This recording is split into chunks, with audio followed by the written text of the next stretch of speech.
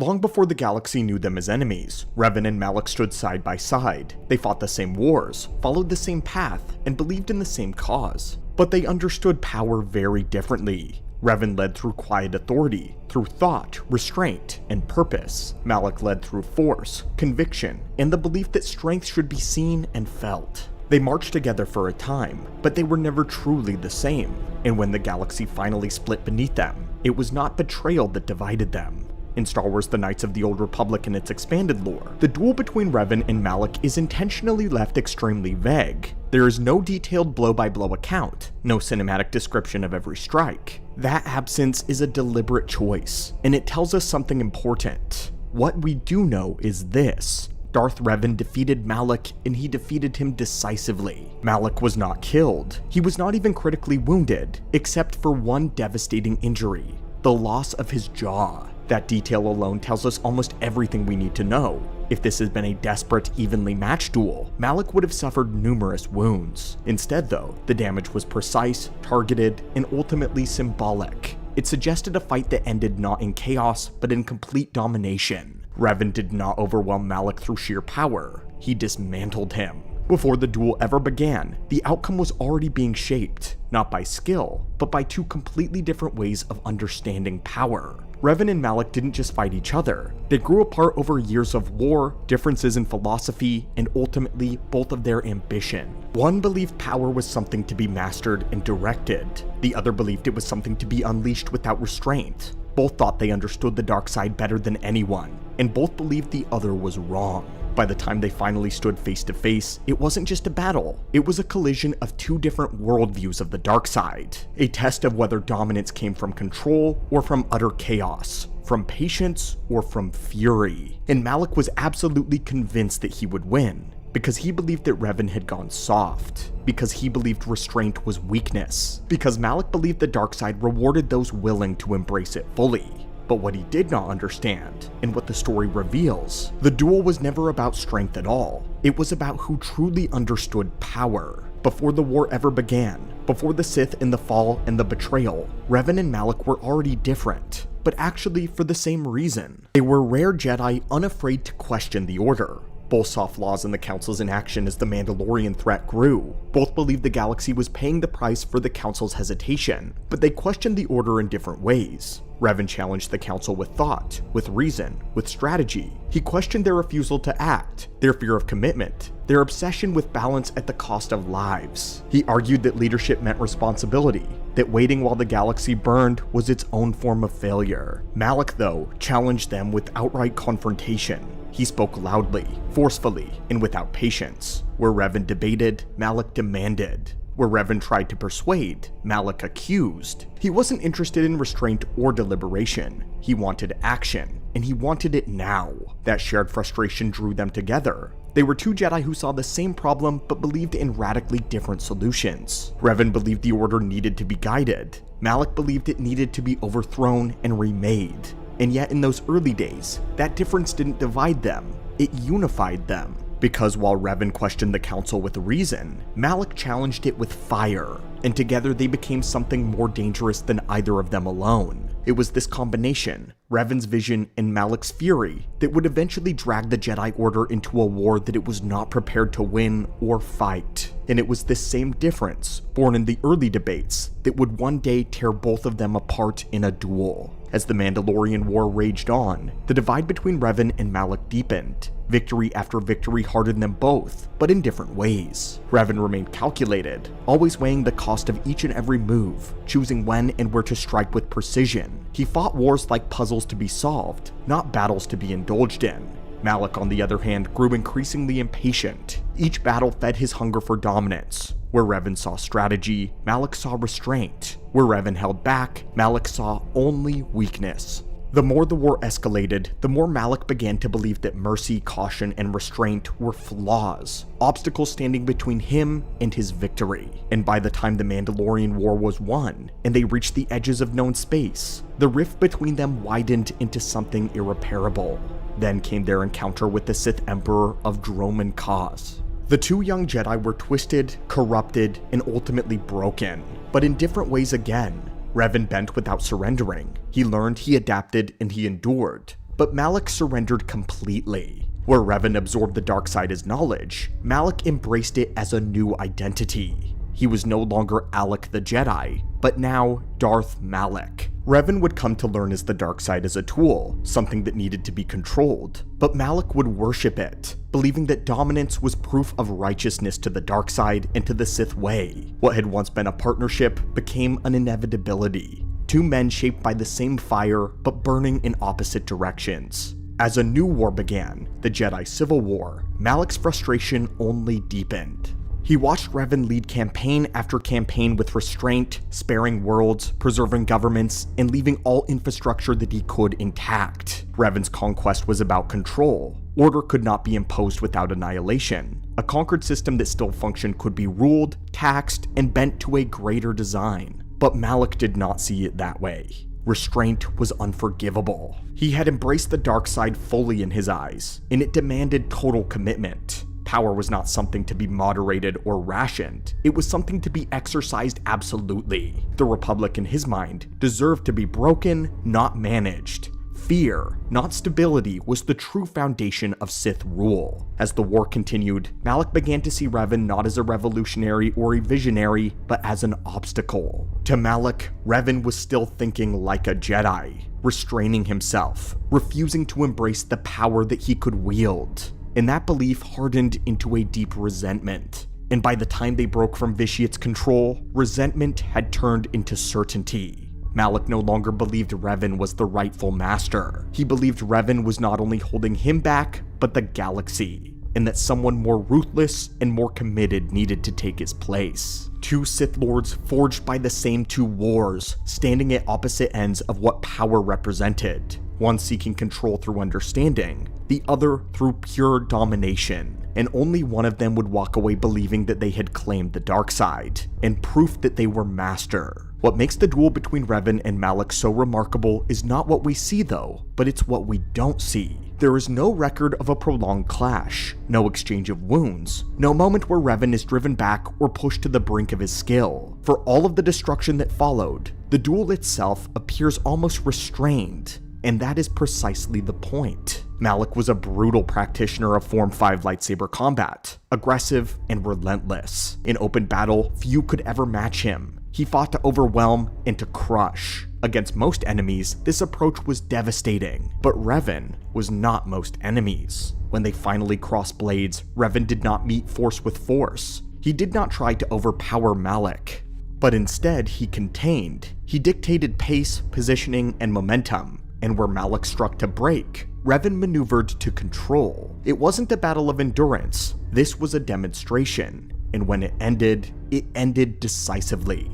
Revan stood uninjured, and Malak did not. Revan walked away without a single scratch, but Malak was left permanently maimed. This was not a duel fought to the brink. This was a lesson delivered with precision. Just like with the systems, Revan did not act in anger, he acted with calculation. The removal of Malak's jaw was not an act of cruelty, but a final, undeniable statement of his utter control and mastery. Revan did not need to kill him to prove he was superior. He needed only to take away the very thing that Malak had and what he relied on, his voice. He finally understood that strength was not about fury or brutality, but about mastery. Mastery of one's opponent and mastery of oneself. It is this understanding that separated Revan from Malak. And this is where the interpretation matters. When you step back from the myth and look at the story as a whole, it is clear that this duel was never meant to be a clash of equals. It was the culmination of a long imbalance that had been building for years. Revan didn't react to Malak's challenge. He anticipated that it would happen. By the time they dueled, Revan had already studied how Malak fought, how he thought, and how he relied on aggression. He understood Malak's strengths, but more importantly, he understood his limitations. The duel was not spontaneous. It is the final step in a process that Revan had been preparing for a long time before their blades were ever drawn. This is why the outcome feels one-sided. Revan wasn't discovering Malak's weaknesses in the moment. He was exploiting weaknesses that he already knew were there. Malak believed he was proving himself. Revan was confirming what he had already identified. And that's what separates them. Malak believed that power was something you seized in the moment. Revan understood that power is something you prepare for long before the moment ever arrives. In this sense, this duel is not a test of strength. It is merely the final demonstration of how far ahead Revan had already moved. The dark side is not a single philosophy. It has always rewarded power in many forms, and across its long history, different Sith have embodied different expressions of that power. There are those like Malak and Darth Malgus, conquerors shaped by war. They are the enforcers of the dark side. Their strength is visible, immediate, and overwhelming. Their power is meant to be felt. And then there are those figures like Revan, Vitiate, Marka Ragnos, and Sidious, those who represent something colder, more patient, and more dangerous. They are not conquerors in the traditional sense. They are architects. Where Malak and Malgus break worlds, Sith like Revan reshape them. They don't simply defeat their foe, they outthink them. They do not need constant displays of strength because their power lies in their preparation. Empires fall not through conquest, but through design. This is the divide that defined Revan and Malak. Malak believed that the dark side was violent, relentless, without restraint. To him, power was proven through domination and through the destruction of one's enemies. Malak was formidable, but ultimately predictable. Revan understood that great power is not how hard one struck, but how they could shape the battlefield before the blow was ever required. And yet, to be completely fair, Darth Malak did learn. In the aftermath of the defeat, he was not the same Sith who had challenged Revan in arrogance. He studied, and he began to understand the kind of power that Revan had. It was Darth Malak, after all, who would later strike at the precise moment that Revan was most vulnerable, turning the tide through patience and timing rather than raw strength. In that moment, he believed that he had finally surpassed his master.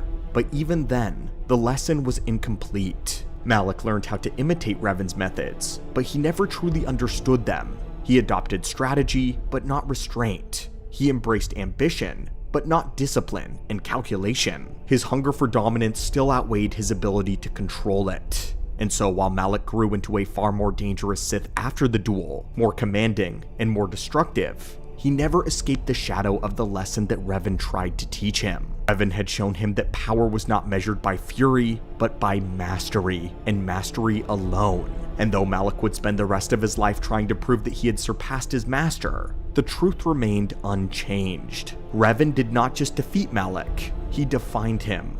Before I wrap this up, I want to be clear. What I'm about to say is my interpretation of the events. It's not something that's explicitly stated in the lore, but I believe Revan anticipated the confrontation with Malak long before it ever happened. Not in the sense that he knew the exact moment or the outcome, but in the sense that he understood where Malak was headed. Revan knew his apprentice's temperament, he knew his hunger for dominance, and I believe that he prepared for the possibility that one day, Malak would turn on him. That preparation, in my view, explains why the duel unfolded the way that it did.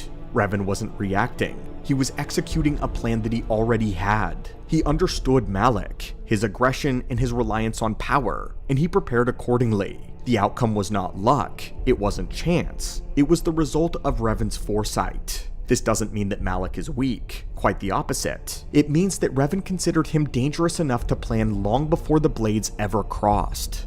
And that's where I'll leave it. Malak was powerful and extremely capable, but he was never the master that he believed himself to be. Malak mistook rage for depth and domination for understanding of the dark side, and in the end, it would cost him this duel and his voice. If you enjoyed this breakdown and want to explore more of the darker corners of Star Wars lore, the minds behind power, not just power itself, I would love for you to stick around. There is much more to uncover, and plenty more stories worth digging into. It was a conflict that created a nightmarish wound in the Force. It was a war which brought forth Revan, one of the galaxy's greatest heroes, only to make him fall in the end.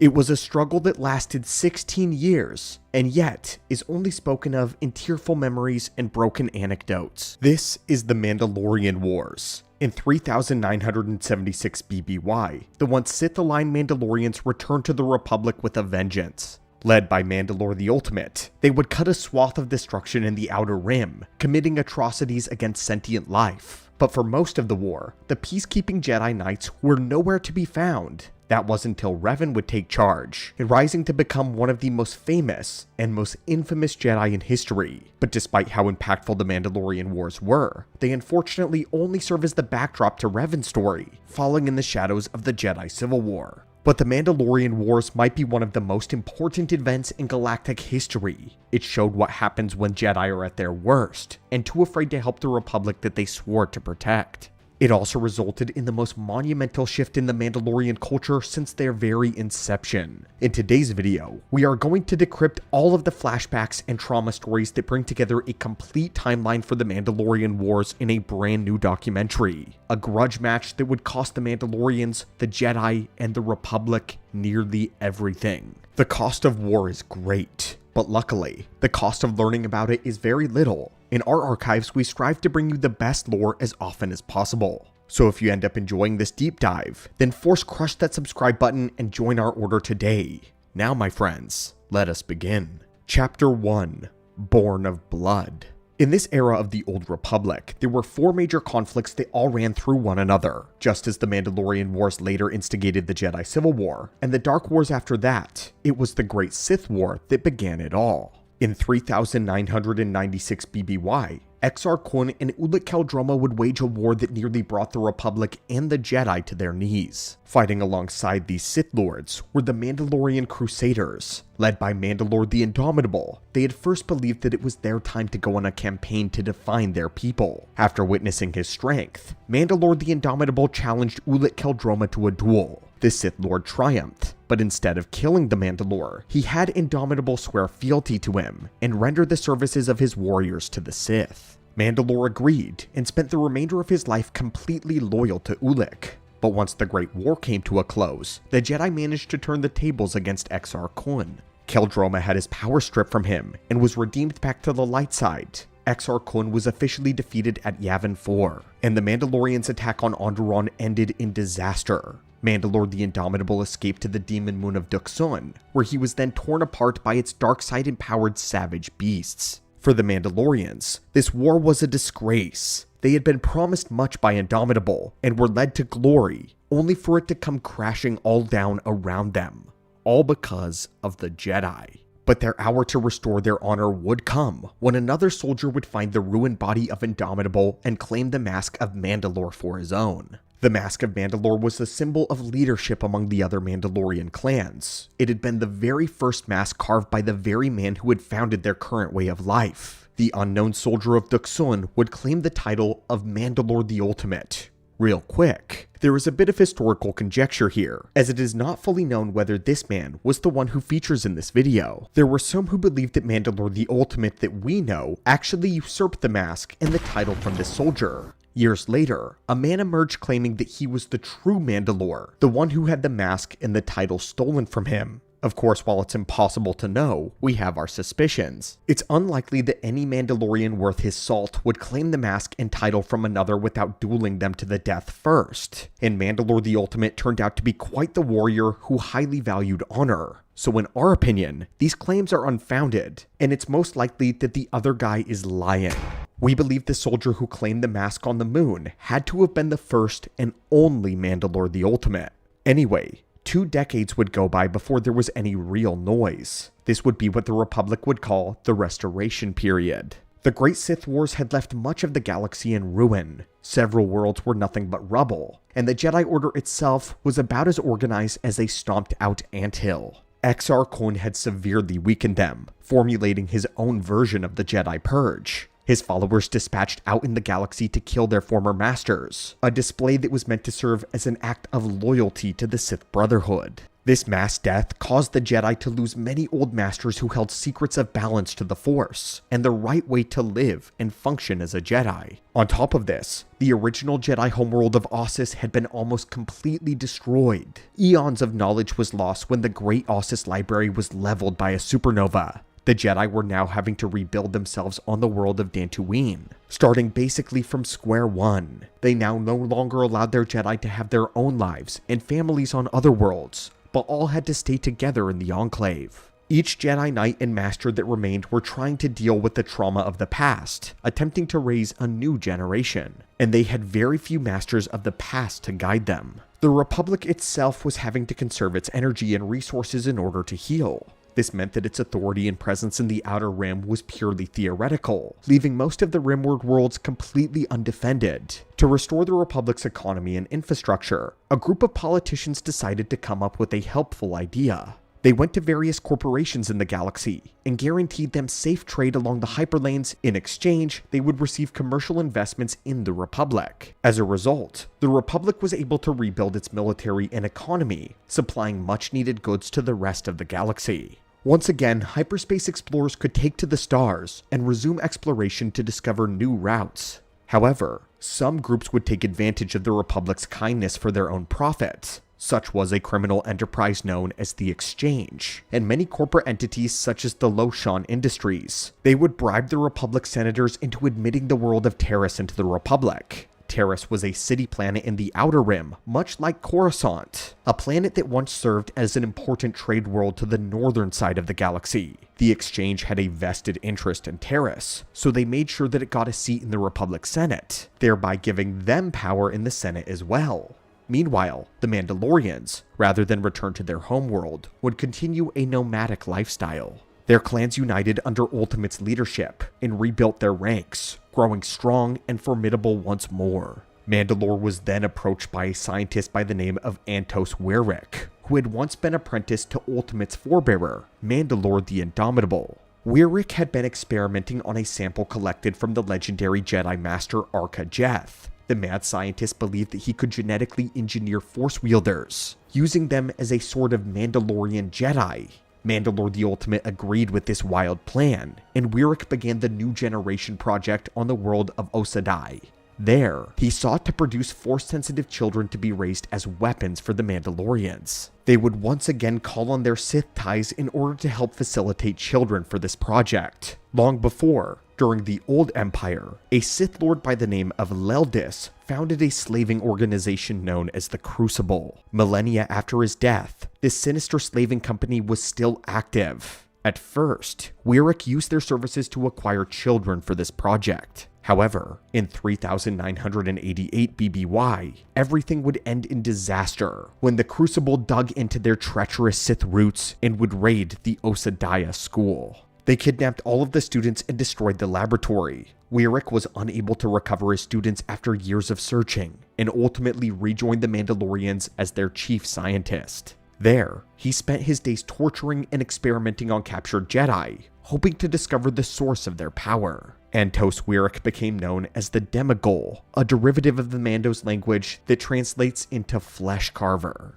Moving on in the timeline, in 3978 BBY, the gears of the war finally begin turning. Mandalore the Ultimate would be secretly approached by yet another tie to their Sith past, but this time, it was an actual member of the original Sith pure-blooded species. Away from all other eyes, the Sith introduced himself as an emissary of a powerful Dark Lord, and enlisted Mandalore's help in locating the tomb of his master's old rival, a Sith by the name of Dramath II. Mandalore and the emissary found the tomb on the planet of Rekiad, and in return for his help, the emissary informed Ultimate of a vision that his master had. He said that in the vision, the master saw the Mandalorians sweeping across the Republic, conquering many worlds before ultimately crushing the Republic in a final victory. Mandalore was pleased, and saw this as a divine sign that it was time to launch his campaign. But unbeknownst to him, he was being manipulated through the Force. This emissary had tricked him. All of these events had been engineered by none other than Darth Vitiate, Emperor of the Hidden Sith Empire. He desired to use the Mandalorians as a weapon to test the Republic's forces, and Ultimate fell for it hook, line, and sinker. Now under Vitiate's spell, Mandalore the Ultimate returned to his men and began preparation for war. He first told them of the divine revelation that they would succeed, but to give them their best possible chance, he made several reforms to their Mandalorian culture. Firstly, now in Mandalorian culture, they would open their arms to humans and other species that proved themselves in battle and upheld the warrior's code. Heretofore, the Mandalorians had only been made up of the Tong species. They were the ones who were originally cast out of Coruscant by ancient humans, sent to the stars to search for a new home. but now they were accepting non-Tongs into their ranks. This officially changed the Mandalorians from a people to a creed. This single reform bolstered their ranks immensely, as mercenaries joined en masse looking for a place and a home to belong. The next reform was that they would no longer pillage worlds, simply move on to the next target. Instead, they would hold their territories, construct an actual society based on the Mandalorians' code. Mandalore's new vision of society was one where warriors would rule and be supported by farmers, artisans, and manufacturers, those who accepted the Mandalorian way. Arising from all of this was Cassius Fett, the first ever recorded Fett in Mandalorian history. He would rise through the ranks quickly, eventually becoming a field marshal and then lieutenant of Mandalore the Ultimate. Together, Cassius Fett and Mandalore would form the Neo-Crusader movement, the successors to Indomitable's Crusaders. Rather than being a band of raiders, the Neo-Crusaders were shaping up to be a much more organized and a militaristic fighting force. Fett spearheaded this movement in Mandalore's name, becoming the top commander and strategist. For the next 2 years, they put together a fleet of warships at Breshing and Arda, utilizing vast caches of war material stolen during the Sith Wars. They would also carry over their Basilisk war mounts to continue paying homage to Indomitable's original Crusaders. The Basilisk war droid were one of the most iconic weapons of the old Mandalorians. They were large, semi-sentient flying droids that had the minds and natures of a beast. Despite being artificial though, they could form powerful empathetic bonds with their riders, and were known to howl with pain when their riders perished in battle. They were heavily armored, equipped with pulse wave cannons, auto-firing laser cannons, and 2 different kinds of missile launchers. Instead of a face, they had a cluster of shockwave generator rods that, when fired together, were capable of ripping through hulls of starships. They were the perfect hybrid machine that could battle across land, atmosphere, and even the vacuum of space. This one weapon was one of the keys to the Mandalorians' great success, and they had thousands of them. With the evolution of the Mandalorians accepting more species, Neo-Crusaders would also develop a new type of armor that would fit a variety of different races. This would give rise to the distinctive Neo-Crusader light armor. This name is a bit of a misnomer though. The light armor weighed almost 93 pounds, or 42 kilograms, but it was considered light by Mandalorian standards. The heavy variant was the Neo-Crusader assault armor, worn by the elite shock troopers. These sets would be around 143 pounds, or 65 kilograms. Neo-Crusader light armors had a couple of functions and attributes superior to the former Crusader armor, most notably that it was much stronger and could withstand more force. The first armor was sort of the first time we saw what we traditionally know as Mandalorian armor begin to take form, but it was primitive. This version too would include a helmet with an internal comlink and a stealth field generator that allowed warriors to vanish from sight and appear and launch new ambushes. The suits were also sealed, including enough oxygen to provide 10 hours of breathable air in a vacuum. Some were also equipped with jetpacks. This was an era when Mandalorian iron, or Beskar, was beginning to be used in a more widespread sense. All standard infantry units were outfitted with these armors as per ritual, making the entire Neo-Crusader army extremely formidable. They were also outfitted with a wide variety of weaponry, those that included all manner of advanced blasters available at the time. But they also didn't shy away from traditional weaponry either. Mandalorians were known to craft Beskar melee weapons such as battle axes, spears, cowl knives, and even swords, known to them as Beskade, which they intended to use against Jedi. One weapon that may have also been used were crush gaunts. It's difficult to track down the origins of this weapon, and we can't exactly confirm whether the Neo-Crusaders had them or not, but we thought we would mention them anyway. Crush gaunts were an armored glove made from a reactive fabric that exponentially enhanced the natural hand strength of its wearer. True to its name, they were used to collapse throats, crush skulls, and shatter bone.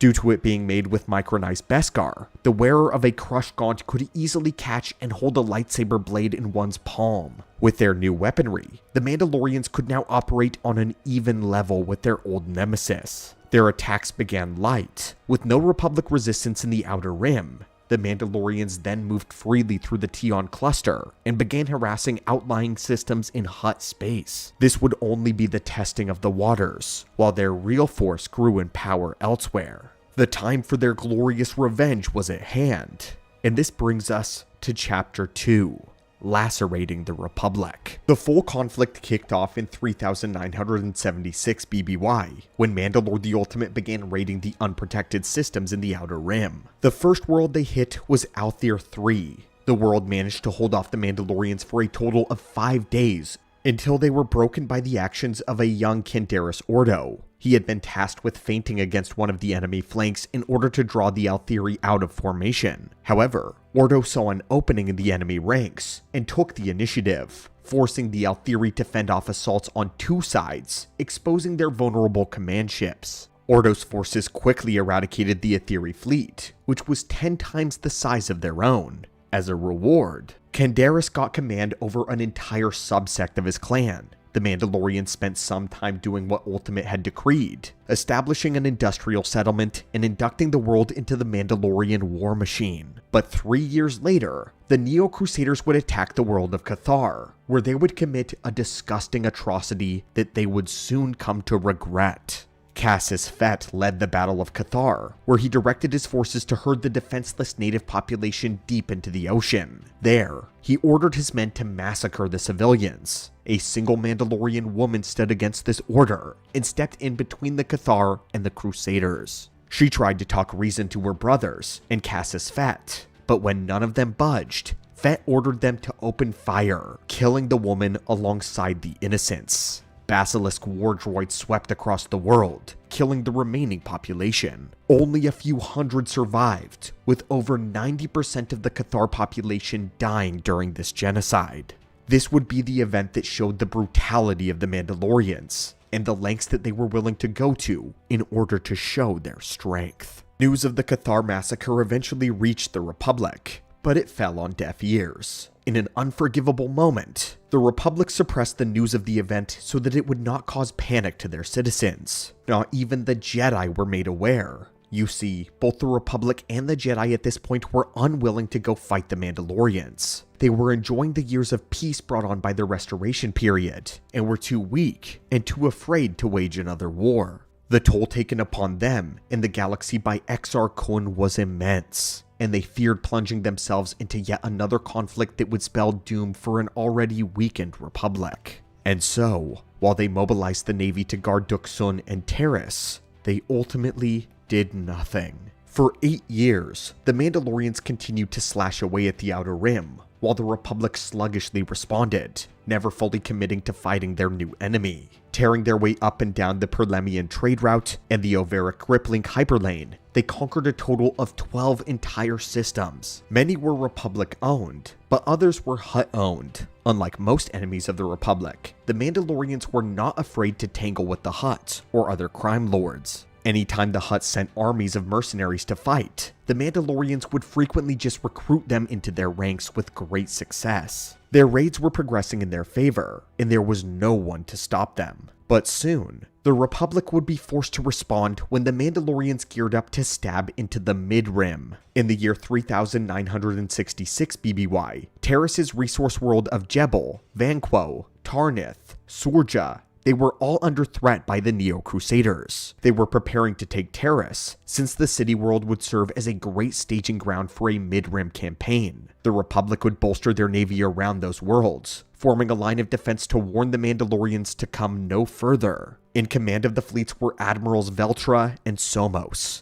By 3965 BBY, their progress had come to a grinding halt, as the Mandalorians finally met a reasonable amount of Republic resistance. For 8 months, they poked and prodded at the worlds along the Terrace line. They managed to capture the world of Flashpoint, inheriting the Flashpoint Stellar Research Station as a result. There, Demigul resumed his sinister research, and brought all captured Jedi to the station for experimentation. The Mandalorians saw battle with the Republic 3 times at Surja, but they were all largely inconclusive. Veltra and Somos worked together to keep the Mandos at arm's length, at least for the time being. This year would become known as the False War, as the true fighting had not yet fully begun outside of the skirmishes that surrounded Terrace. It was amidst this false war that a charismatic young Jedi began making waves in the Order. He called for the Knights of the Old Republic to intervene in the Mandalorian conflict, to have them retaliate, to regain lost territory for the Republic's sake. The young Jedi's views were met with hostility and suspicion from the High Council. They were wary for the reasons that both the Republic was, but also because they could sense the dark side at play.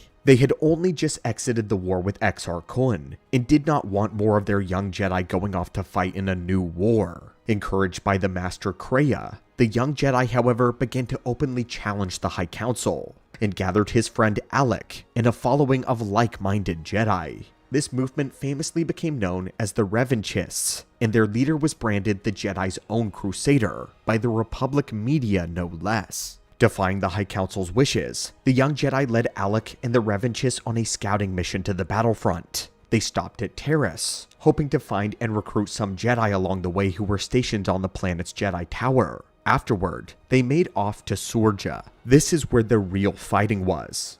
However, the Crusader left his followers on Surja, hoping to investigate Mandalorian activity on Onderon and Duxun. This had dire consequences for the Revanchists, as they were left unprepared for a Mandalorian ambush. Captured, Malak and the other Revanchists were taken to the Flashpoint Research Station, where Demagol tortured and experimented on them. The strong Jedi presence on Terminus had heretofore deterred the Mandalorians from making a strong push. But everything in the war would change following a scandalous event known as the Padawan Massacre, where a group of 5 Jedi Masters slaughtered each one of their Padawans. In truth, they were all a part of a third-party organization known as the Covenant, who swore to keep the Sith from returning at all and any cost. They had a vision of one of their Padawans having a hand in the return of the Sith, and so, in order to ensure that the Order survived, killed them all. Only Master Lucian Dre's Padawan, Zane Carrick, survived. Once the Padawan murders were made public, Carrick was framed for them and pursued by the Terminus police force. The Jedi failed to capture Zane, and he escaped off-world. This caused mass rioting and panic in the streets of Terminus, as the entire planet began rapidly losing faith in the Jedi. Certain companies, like Losan Industries that we mentioned at the beginning of the video, were considering pulling their support for the Republic after witnessing how ineffectual the Jedi really were. The whole ordeal caused the High Council to recall the Jedi Covenant Masters back to Coruscant. The Jedi withdrawing from Terminus left it vulnerable. Taking advantage of the situation, the Mandalorians finally made their big play. Mandalore the Ultimate overwhelmed the Republic Navy on Vanquo, ending the 8-month stalemate and breaking the Republic's defense line. By 3,963 BBY, the Mandalorians were besieging Terminus. The Republic fleet under command of Admiral Veltra formed a desperate defense line around the city planet. But the Mandalorians targeted his flagship first, and Admiral Velta would perish before he could properly mount any defense. Admiral Somos was gravely injured, and had to be evacuated to the planet of Wayland. Without their brave commanders, the defense line of Terminus disintegrated, and the Mandalorians rained fire upon the city planet. Their dreadnoughts bombarded the planet for weeks, and invaded in droves. Terminus's meager planetary security force was barely holding up, prompting criminal swoop gangs, such as the Hidden Becks, to form their own resistance and fight back against the Mandos. Meanwhile, the Revanchist leader was working on finding a way to liberate his Jedi followers from Flashpoint. He was aided by the falsely accused fugitive Zane Carrick, who managed to outwit the Mandalorians at the orbital station. He convinced them that the Republic was booby-trapping their ships, which forced the Mandos to flee. Carrick then rescued his friend, who had been in the prison, and the Jedi Crusader was reunited with his fellow Revanchists. Unfortunately though, the mad scientist Demagol had managed to escape custody, and although the Revanchists tried to bring him to justice, he had switched armors with another Mandalorian leader, and so they took in the wrong individual. Not long after this, the Revanchists continued their campaign against the Mandalorians. The public was so thankful to have Jedi intervention that they began to paint the leader as a crusading savior, one who was wrongfully ignored by the High Council. Soon, the Crusader became a celebrity and was simply known as the Revanchist. He continued to travel the galaxy, taking out cells of Mandalorian invaders and spreading the news of his mission to the wider stars. At this time, the Revanchists hadn't been integrated with the Republic Navy yet, and so they had no command. All they could do was operate independently, calling as many Jedi around the galaxy to action as they could. And because the Council was working against them, it continued to stifle any progress in the Republic's defense against the Mandalorians. In the Mandalorian camp, Ultimate was now ready to make bigger moves on the Republic. So far, they had attacked and conquered a great deal of the Outer Rim territory, each one seeming to be small pickings, but collectively, they formed a noose around the Republic's neck. Now all of the Mandos had to do was tighten it. As they besieged Terrace, the Mandalorians also began attacking the Republic in a three-pronged attack, one that took them to the west, east, and straight downward. This offensive maneuver would come to be known as the Onslaught. The Mandalorians cut west along the Outer Rim and took the Zongrulu system before felling Ord Mantell. Ithor was next, but a Republic counterattack with the support of Zabrak military units repelled their forces. Seeing the Zabrak support, the Mandalorians attacked their homeworld of Iridonia. This time, they were successful and conquered the planet. They held on to Iridonia for quite some time, gaining new recruits in the process. Eventually, though, Republic and Zabrak forces liberated the planet, but a Mandalorian presence remained behind.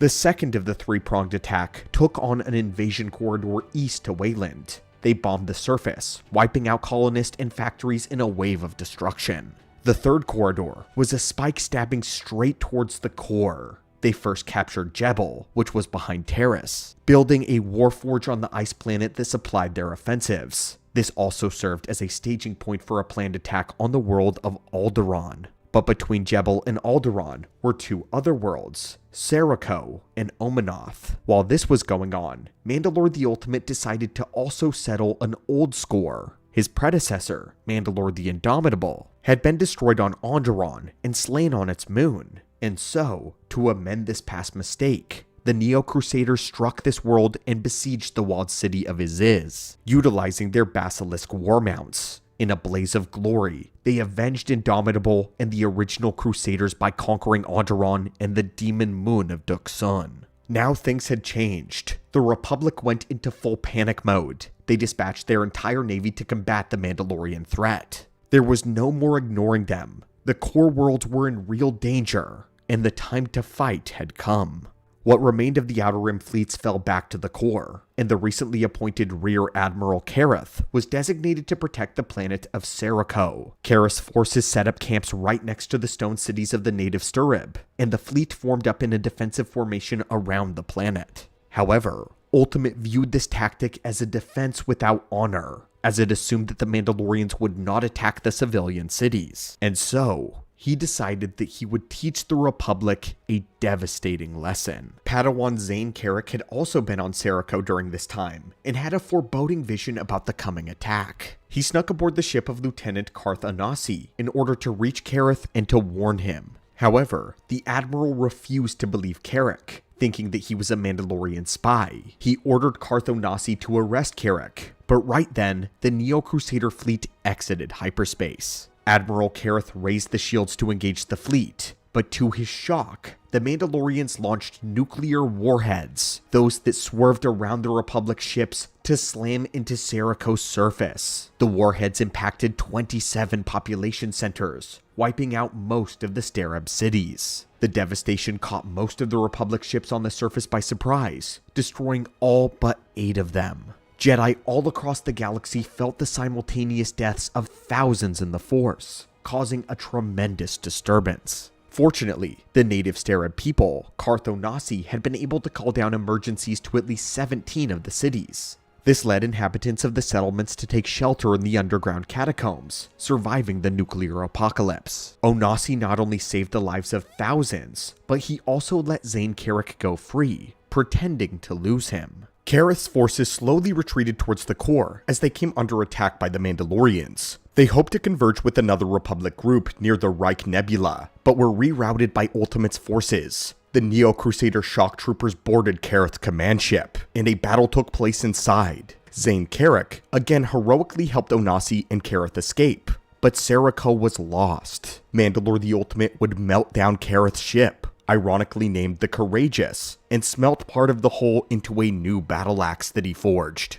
The next major event would be an odd battle on the world of Omanoth. Lord Adaska of the Adaska Biomechanical Corporation weaponized the enormous space creatures known as the Exogorths. Adaska believed that his army of enhanced Exogorths made him a galactic power, and arranged for them to be auctioned off in the Omanoth system. He contacted representatives of all of the major players in the war, Admiral Kareth of the Republic, Mandalore the Ultimate, and the Revanchists. The Jedi leader, however, was unable to attend in person, so he sent Alec in his stead, with orders to do whatever was necessary to eliminate the danger that they now faced. During the auction, Admiral Kareth offered Adaska a seat on the Senate, but Mandalore countered with the offer of making Adaska Corps the sole weapons manufacturer of the Mandalorians. However, Adaska quickly became power-hungry and declared himself to be a new galactic power. With this declaration, his auction came crashing down as Zane Carrick and the Jedi worked together to sabotage it. They convinced Mandalore that the whole thing was a trap set for him, which led to a massive fight breaking out between the Republic, the Mandalorians, Adaska's people, and the Jedi.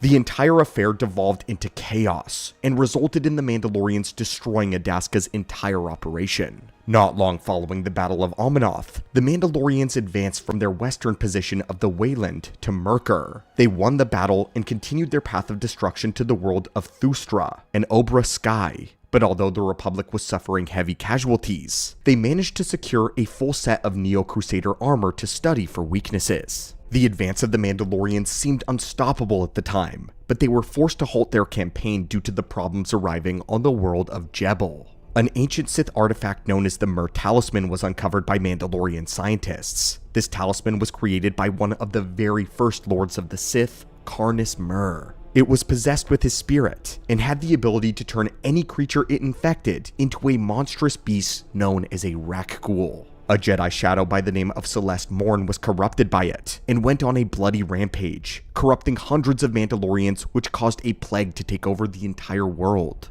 Eventually, Zane Carrick was able to bring Celeste back to her senses, and she was placed in a stasis casket until they could find a way to destroy the talisman and find a cure for the plague. They then escaped Jebel just in time for Cassus Fett to arrive on the world. Fett's forces decided to bombard the surface with nuclear warheads, annihilating all of the Rakghouls and infecting Mandalore soldiers. This massive loss would put a stop to the Mandalorians' core world offensive, buying the Republic valuable time. All of this chaos, death, and rampaging of the Mandalorians would finally bring us to the final chapter of this war, a chapter that we have decided to call Chapter 3, The Rise of Revan. Soon, the sins of the Mandalorians would begin to catch up with them.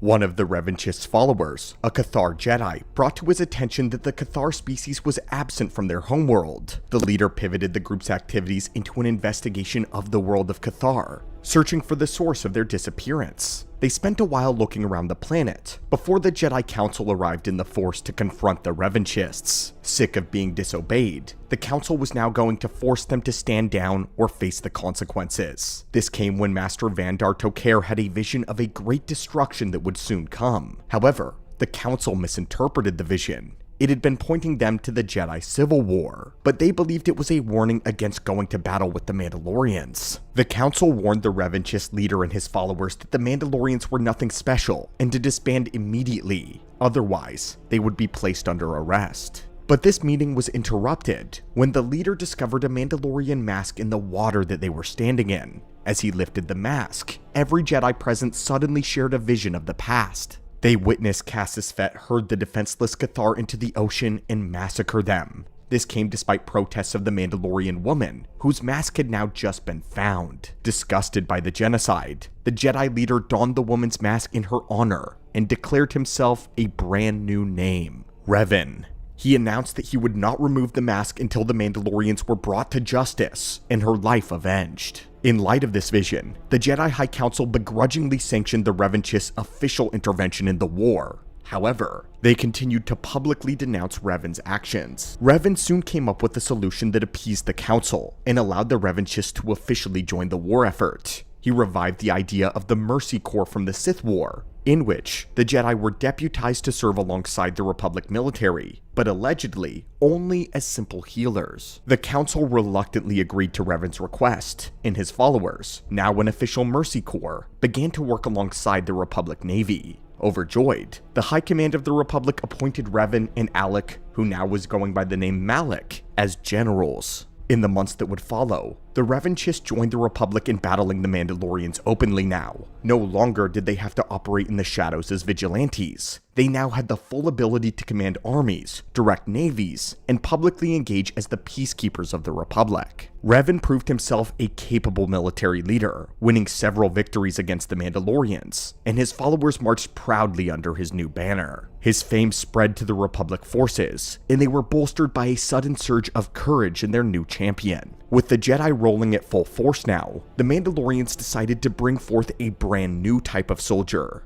By the year 3962 BBY, another player would make himself known in the conflict. Dorjander Case. This was a man who once served on the Jedi High Council, but was removed from his seat when he fell in love with none other than a Mandalorian woman. He had become disillusioned with the Republic and had joined the cause in favor of the Mandos. Believing that he could reform them, Case would form a faction known as the Mandalorian Knights, a group of like-minded Jedi who fought alongside the Neo-Crusaders against the Republic. It took Dorjander quite a bit of convincing for the Mandos to accept Jedi within their ranks, however. He acknowledged that the Mandalorians win with arms and looked down on the Jedi's tricks and magic. But Case assured them that his Jedi believed in a fair fight rather than a corrupt republic. And for a while at least, he convinced the stubborn Mandalorians that having their own Jedi would set the balance right. Mandalore the Ultimate had already toyed with the idea of using Force sensitives before. That had, after all, been the entire mission of his chief scientist, Demagol.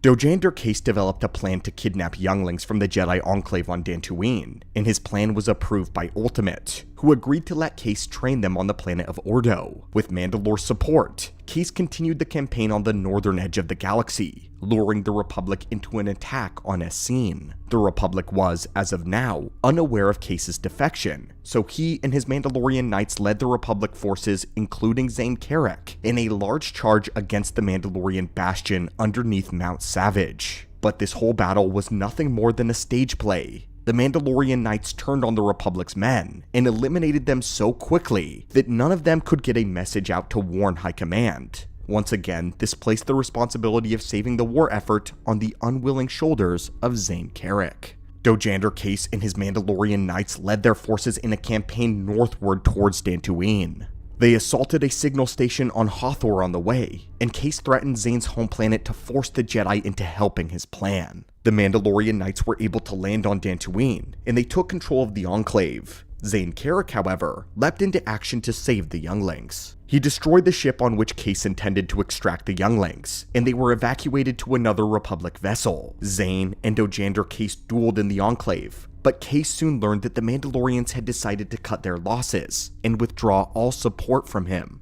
Carrick managed to convince the former Jedi Master to surrender, and he and his knights were officially put on trial. Although Case preached for 9 hours straight to the Jedi, speaking of righteousness and the Mandalorian cause, he was formally thrown into prison. Meanwhile, in the rest of the galaxy, the war entered a phase known as the Mandalorian Triumph, a campaign that first saw the Mandalorians conquer the border world of Eris III and set fire to the planet's plains. This act drove Revan's lieutenant, Meetra Surik, and her forces from the world. The Mandalorians made another plunge for the core, conquering both the Darnatine system and the Cheros system. They attempted to continue, gaining the strategically valued Randon system where they would be rebuffed by Revan's forces. Changing tactics and directions, the Mandalorians sliced through 11 more systems, driving their dagger deeper into the Republic's heart. At some point, they also attacked the Tibanna mining planet of Bespin. The Mandos destroyed most of the mining operations in orbit of the world, hoping to break the Republic's supply of Tibian gas. This was important for powering ships and blasters. And apparently, there was also fighting somewhere in the deep core, near the Empress Tita system. There, the Mandos attacked a Jedi-owned hospital, hoping to cut off medical aid on the front lines of the core. Finally, they managed to attack the world of Duro, officially placing their forces in the core worlds. The shipyards and cities of Duros were devastated by the Basilisk war droids, all in an effort to cut off the Corellian trade spine. However, Revan, Malak, and Meetra all arrived in time to save the Battle of Durin. They Deus Ex Machina'd on the scene, wielding a fleet of Indictor-class cruisers, thereby stopping the Mandalorians from escaping with war material stolen from the Duros shipyards. Bowing to the Republic's pressure though, Chancellor Tol Kressa appointed Revan as the supreme commander of the Republic's military. Many in the Republic believed that Revan was their only savior in this crisis, and were ready to give him as much power and loyalty as he wanted. In the course of the years 3961 to 3960 BBY, Revan took the offensive to the Mandalorians for the first time in the war.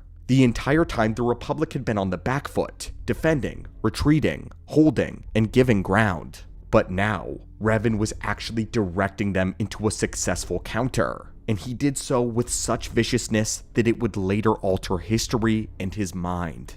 His first target was liberating Taris, which ended the lengthy siege and occupation of the city planet. Revan himself spearheaded the charge, leading a group of Jedi into battle in Taris' Undercity. While there, Revan freed a group of slaves who were about to be sold on the market by the exchange. Even the underdwellers of Taris began to know the Jedi's name, speaking it softly: Revan. His tactical prowess saw the Republic achieve victory upon victory. This repulsed the Mandalorians with tenacity, and when Mandalore the Ultimate shoved, Revan would push back even harder. The Mandalorian officer Candaris Ordo would later say this: "It was not your ships, or your men, or your vaunted fight for freedom that won this, the final battle of the war. It was by the actions of one person, the Jedi Revan, that you prevailed. His strategies and tactics defeated the best of us. Even Mandalore himself was taken aback by the ferocity of his attacks, the tenacity of his defenses, and the subtleties of his plans.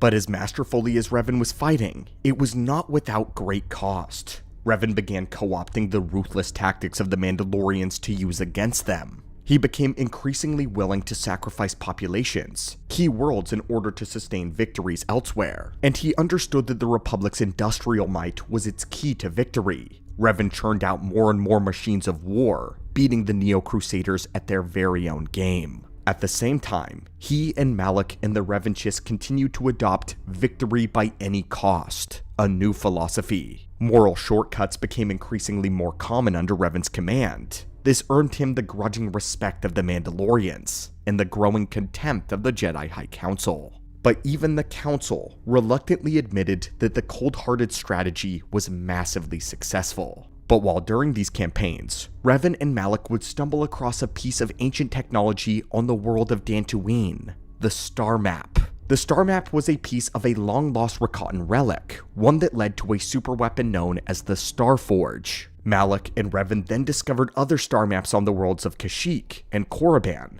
but they kept this knowledge to themselves for the time. Revan would continue making journeys to other Sith planets to see what he could learn. This led him to Malachor V, and there he discovered the Traya Academy. This was a temple of Sith learning, which was technically still active with assassins inhabiting its halls. Revan began to be seduced by the dark side of the Force, as he learned from the Academy's stores of knowledge. He then passed on the forbidden fruit to his friend Malak, and the two decided to wield the dark side to their advantage to win the war. But they did not renounce their ways as the Jedi. This was just another in a long string of moral shortcuts, just one more justification for bringing justice to the Mandalorians. But this time, Revan had gone too far. During this period, Mandalorian and Jedi forces clashed on the world of Ver 4 for a period of several weeks. They continued to lose ground, and were ordered to abandon the planet and regroup in a more neutral sector. A young recruit by the name of War Mergen refused the order and instead asked for volunteers, wanting to defend a fortified location that they called the Blood Ridge.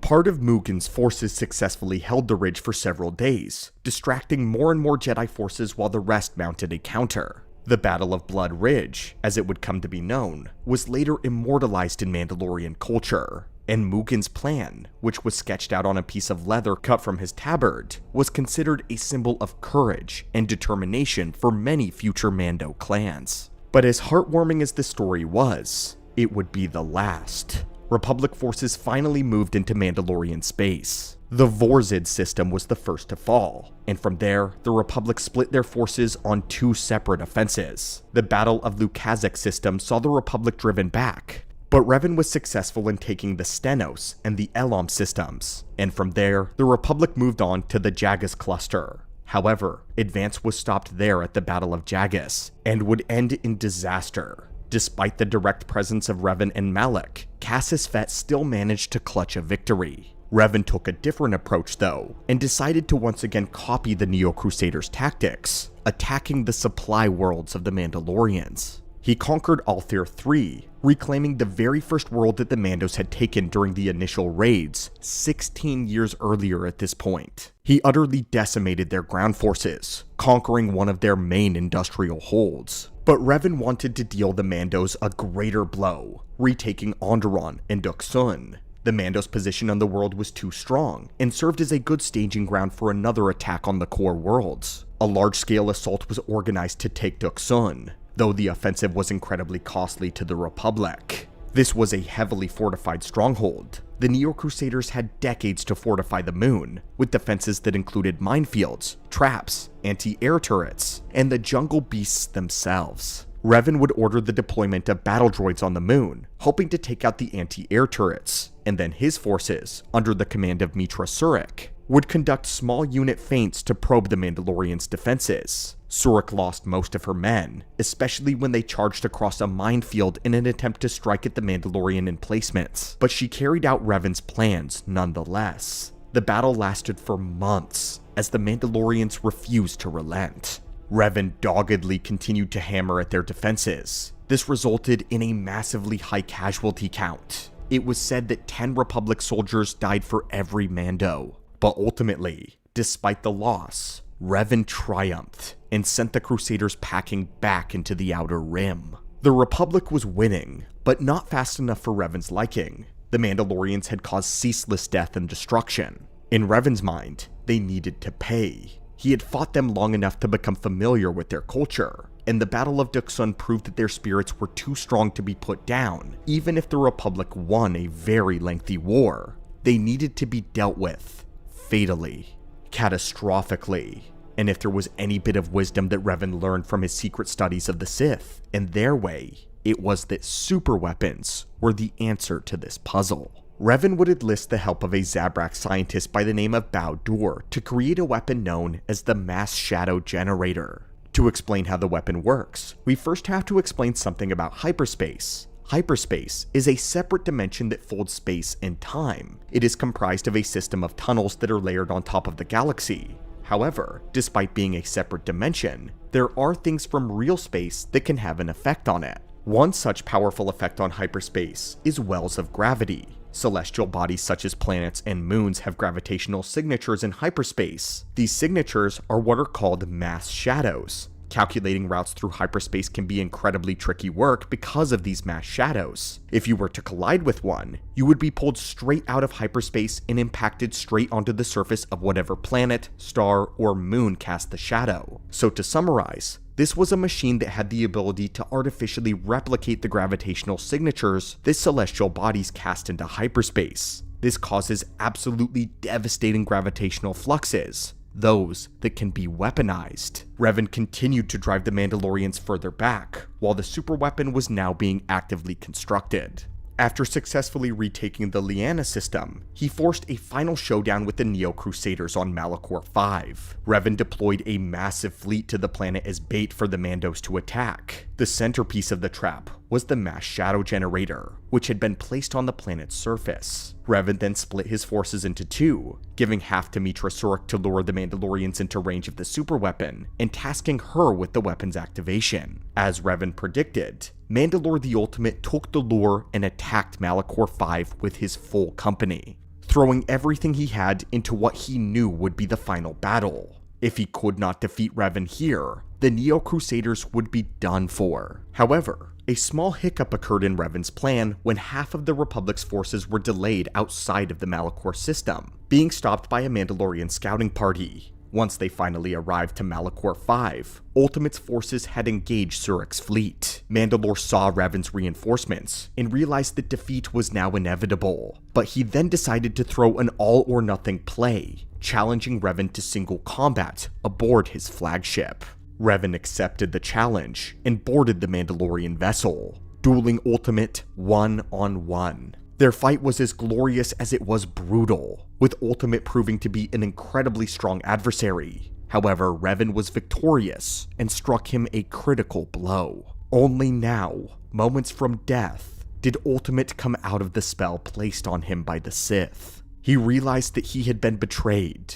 Removing his mask, he explained to Revan how the Sith had manipulated him and the war. To prove his story, Ultimate gave the Jedi the coordinates to the planet of Rekiad, the location where he had helped the Emperor's emissary discover Lord Dramath's tomb. As Mandalore the Ultimate breathed his last, Revan picked up his mask, the symbol of Mandalorian leadership and supremacy. But instead of donning it, Revan took the mask, hiding it, hoping to prevent the next Mandalore from being chosen. With Revan's victory, the Republic forces began to press the Mandalorian fleet even closer to Malachor, but they also suffered major casualties in the process. This prompted Meetra Surik to have Bao-Dur activate the mass shadow generator without the approval of Revan. Meetra feared something had happened to him, and believed that the Republic forces would be destroyed if the weapon wasn't used immediately. Both Revan and Meetra's ships were out of range of the weapon, and they watched in horror as most of the Mandalorian fleet and a large portion of the Republic fleet was drawn towards the planet, directly into the massive gravity vortex.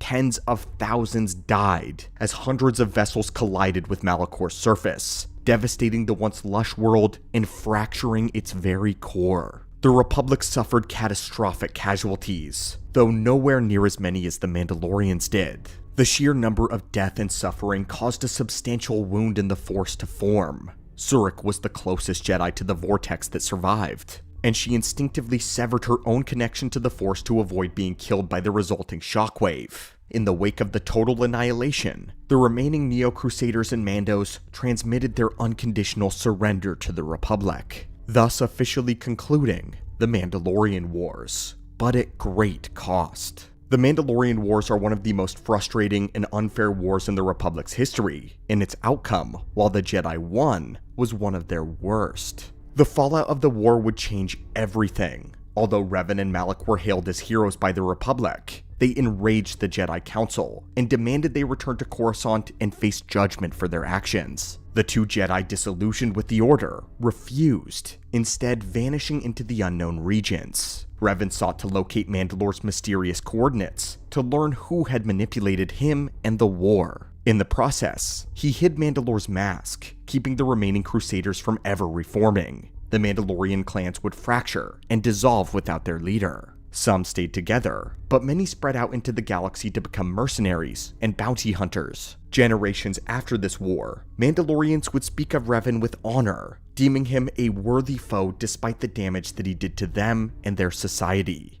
proving that they respect warrior culture above everything. Meetra Surik was the only one of them that chose to return to the Jedi High Council and face punishment for her actions during the war. Meetra was stripped of all titles as a Jedi and exiled from the Republic for being an accomplice to Revan.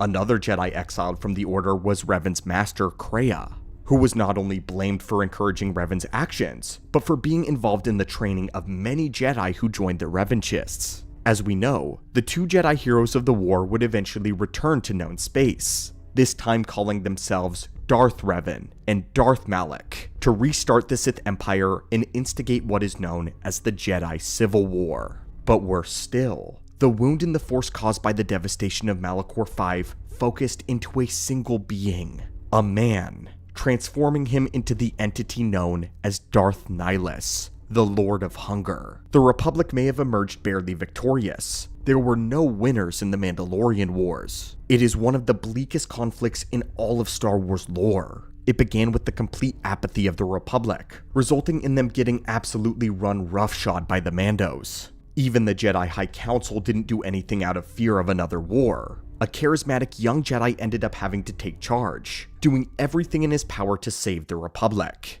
It ultimately cost him his life, his allegiance in the Force, and the lives of tens of thousands of beings to make it happen. The Jedi High Council refused to learn from their mistakes, leading the Republic to suffer yet another unavoidable war when Darth Revan returned, planting the seeds for another, greater evil, Darth Nihilus, a being that nearly caused the destruction of the Jedi as we know it. It's a real shame that in the lore that this is one of the great wars that gets skipped over, because it plays such a pivotal role in galactic history moving forward. During the research of this video, we discovered that the Mandalorian Wars was actually the very last era being fleshed out by Legends continuity before it was officially shut down by Disney. The Knights of the Old Republic comic ran between 2012 and 2014, making it one of the final Legends projects in production ever. In our opinion, this makes the Mandalorian Wars even more special, because it holds so much value both in and out of universe. But of course, tell us your thoughts on this, my friends. Would you want to see the era of the Mandalorian Wars pick back up in the comics, or perhaps games? Also, are there other eras that you would like us to see make documentaries about in the future? And as always, thank you so much for watching and supporting the channel, especially in these longer form videos. There is no channel without you guys. The story of Luke Skywalker is the centerpiece of the entire Star Wars saga and timeline. Everything before leads up to it, and everything after is affected by it. In some way, all of the spirits of the past held their breath as Luke blew up the Death Star, and then went to face down his father and the Emperor. It was the ultimate climax between everything the Sith had achieved and everything the Jedi had become, all wrapped into one desperate fight for the soul of a man and for the soul of the Force. And yet, it's amazing just how far Luke got on the minimal amount of training that he had. Obi-Wan and Yoda did their best with the time they had with him, but Luke was still woefully unprepared to face the might of Vader and the Emperor. But what if that were changed by someone who was intimately familiar with both the Jedi and the Sith? What if one of the most powerful Jedi to ever live came back from the dead to train Luke Skywalker? What if instead of Yoda and Obi-Wan, what if Luke were trained by Revan? Greetings again, lore junkies, and welcome to the archives. If you've joined us today, then you've arrived for something very special. Our seers looked into one of the gates into the world between worlds to view a hypothetical future, and in today's holocron, they have documented what they saw. A quick side note before we begin though, I'm currently looking to bring on an editor for the channel. This is for someone who genuinely understands Star Wars lore, long-form storytelling, and how to elevate videos beyond basic edits and cuts. These are deep dive videos, so pacing, atmosphere, and knowing when to let moments breathe really matters. If this sounds like something you're interested in, I've put more details in the description down below about what exactly I'm looking for and how to apply. I'm excited to see what you guys can do. But now, the holocron opens. Let us begin. Luke, you will go to the Dagobah system. There you will learn from Yoda, the Jedi Master who instructed me. Those words echo in Luke's thoughts as he pulls his X-Wing from the surface of Hoth. The Imperial invasion has concluded, but rather than join Han, Leia, and Chewbacca on the Falcon, Luke has left separately with his own mission in mind. Following Ben Kenobi's direction, Luke plugs in the coordinates for Dagobah and enters hyperspace. However, something else occurs instead.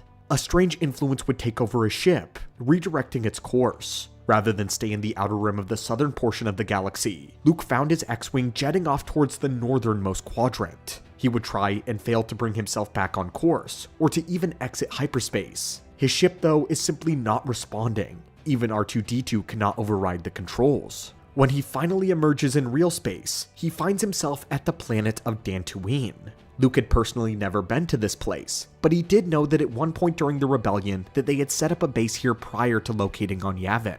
Figuring it was an old bug in his X-Wing's computer, Luke lands for repairs, but upon touching down on the planet's surface, he is greeted by another otherworldly visage. Through his cockpit canopy, Luke sees a figure in the distance watching him.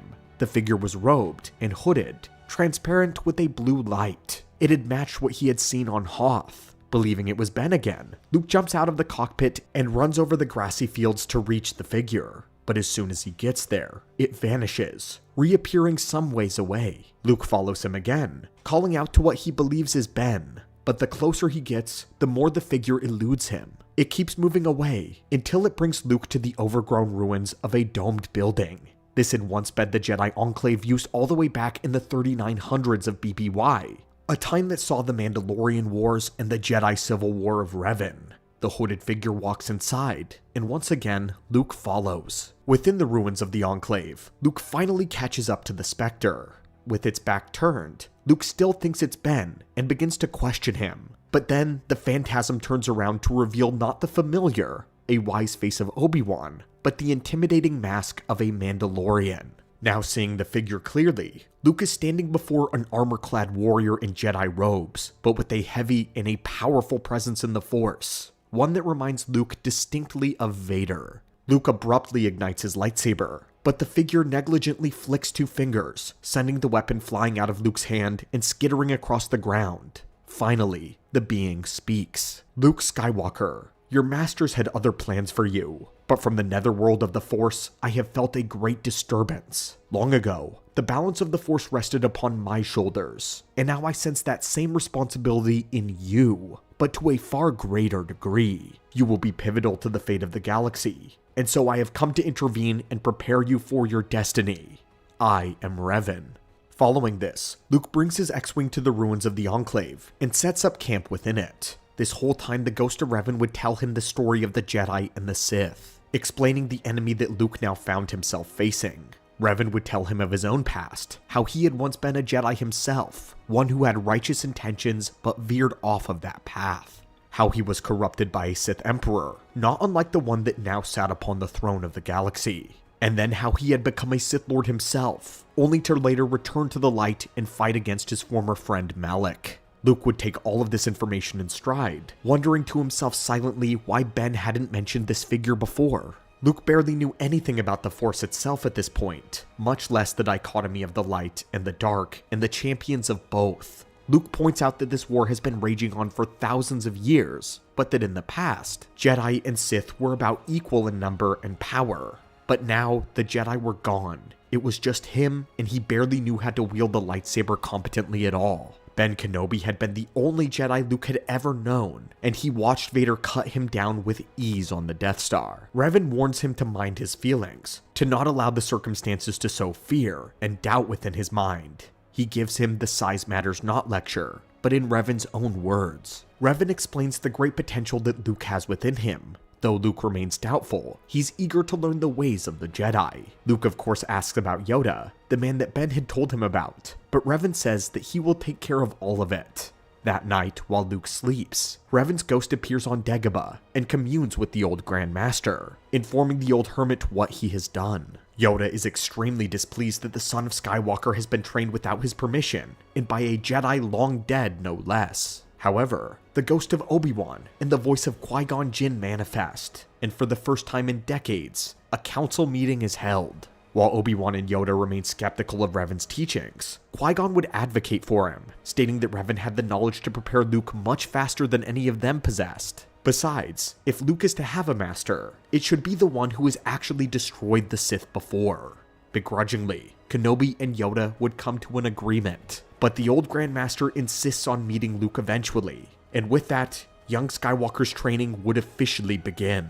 Revan starts off with outlining exactly what the Force was, expanding upon the foundation laid by Obi-Wan. The ghost senses their time together will be brief. He could sense how far the war had come, but also how quickly it could transform. And so he will keep his lectures to a minimum, make them more like crash courses. Having grown up and trained in the very enclave that they were now standing in, Revan is familiar with what surrounds them. He's able to salvage the rusted equipment that still lingers behind. Using his ghostly powers in Machu Daru, Revan reactivates some training remotes and dueling dummies. Their first practices were about teaching Luke about how to invite the Force into your body, let it flow through you to enhance your actions. But instead of Yoda riding on Luke's shoulders, it was the ghost of Revan hovering around him as the Jedi Padawan battled through ancient training equipment. With the galactic civil war raging around them, Revan instructs him in the way of the Jedi, training him as he would a wartime Padawan. In the Old Republic, lessons in the Force would come packaged as intense physical trials, and so the same happens here with Luke. But unlike Yoda, who would tell Luke to keep his mind calm and passive, Revan teaches how to interact with these emotions properly, and even how to harness them for power. By the end of his life, Revan had come to the belief that passion was not as bad as the Jedi had always taught. When channeled directly, passion can give Jedi an edge without tipping them over to the dark side. One can use their attachments to supercharge their power in the Force with positive emotions, the way the Sith did with the negative. In Revan's life, these teachings were unfortunately never spread. Only things he pondered to himself in deep meditation. But now he has a student of his own, and he can finally begin a new Jedi teaching. Revan senses Luke's penchant for strong emotions, for ironclad bonds that he has formed with his friends, all traits that he has taken directly from his father Anakin. So the Padawan was the perfect being for Revan to test this theory on. Revan ensures that Luke's mind stays clear, but encourages him to allow the feelings of love and joy to rush and pass through him. Many times this came out as a touch of arrogance in Luke, but Revan was quick to punish it, to train that arrogance out of him. When he feels that Luke was good enough, Revan leads him to the old Rakatan ruins of Dantooine, the place where the star map was once held. He would then reactivate the ruins, using its traps as a makeshift obstacle course with an elevated difficulty. But the real prize of these vaults were the Rakatan Guardian droids. Revan himself had battled these same droids during his search for the star maps, and so he knew they would provide a significant challenge to his young Padawan.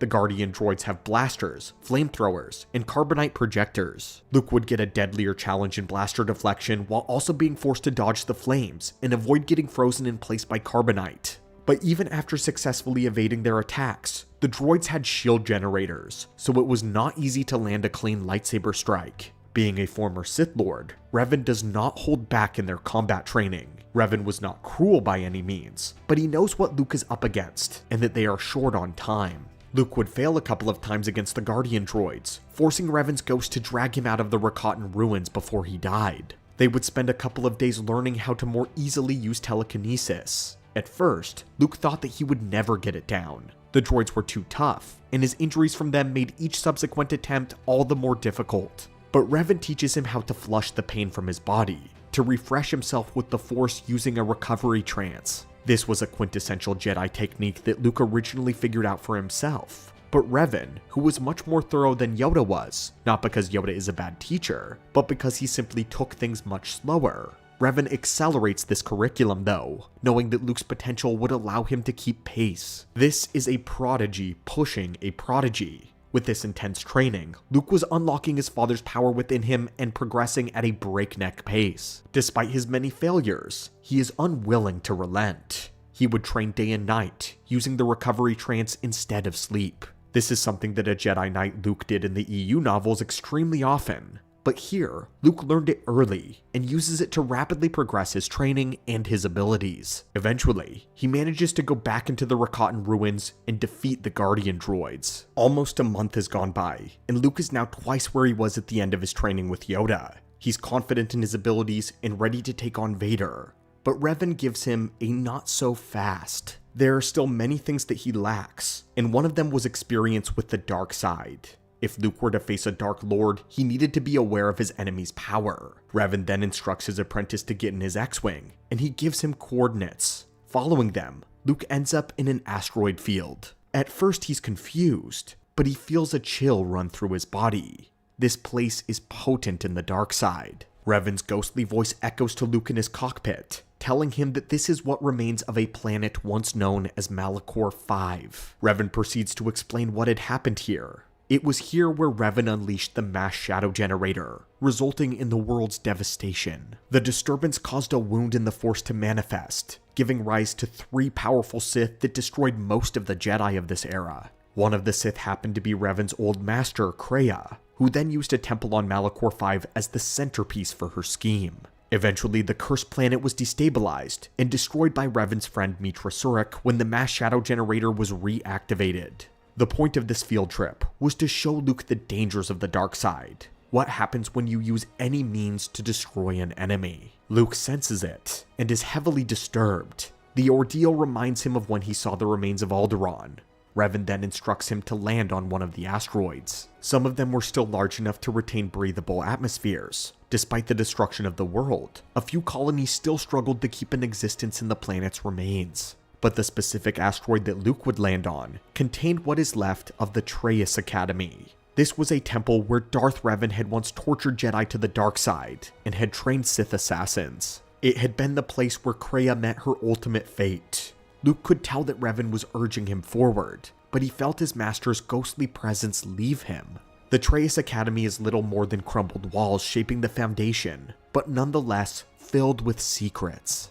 Luke follows moving shadows and hissing voices which lead him deeper inside until he finds the Traya's core, which lay in the innermost sanctum and is still largely intact. In this horrific place, the air is thick with the darkness, and Luke would experience the same vision of Vader that he had in the dark side cave of Dagobah. Luke eventually emerges from the Traya Academy, with more questions than answers, and returns to Dantooine.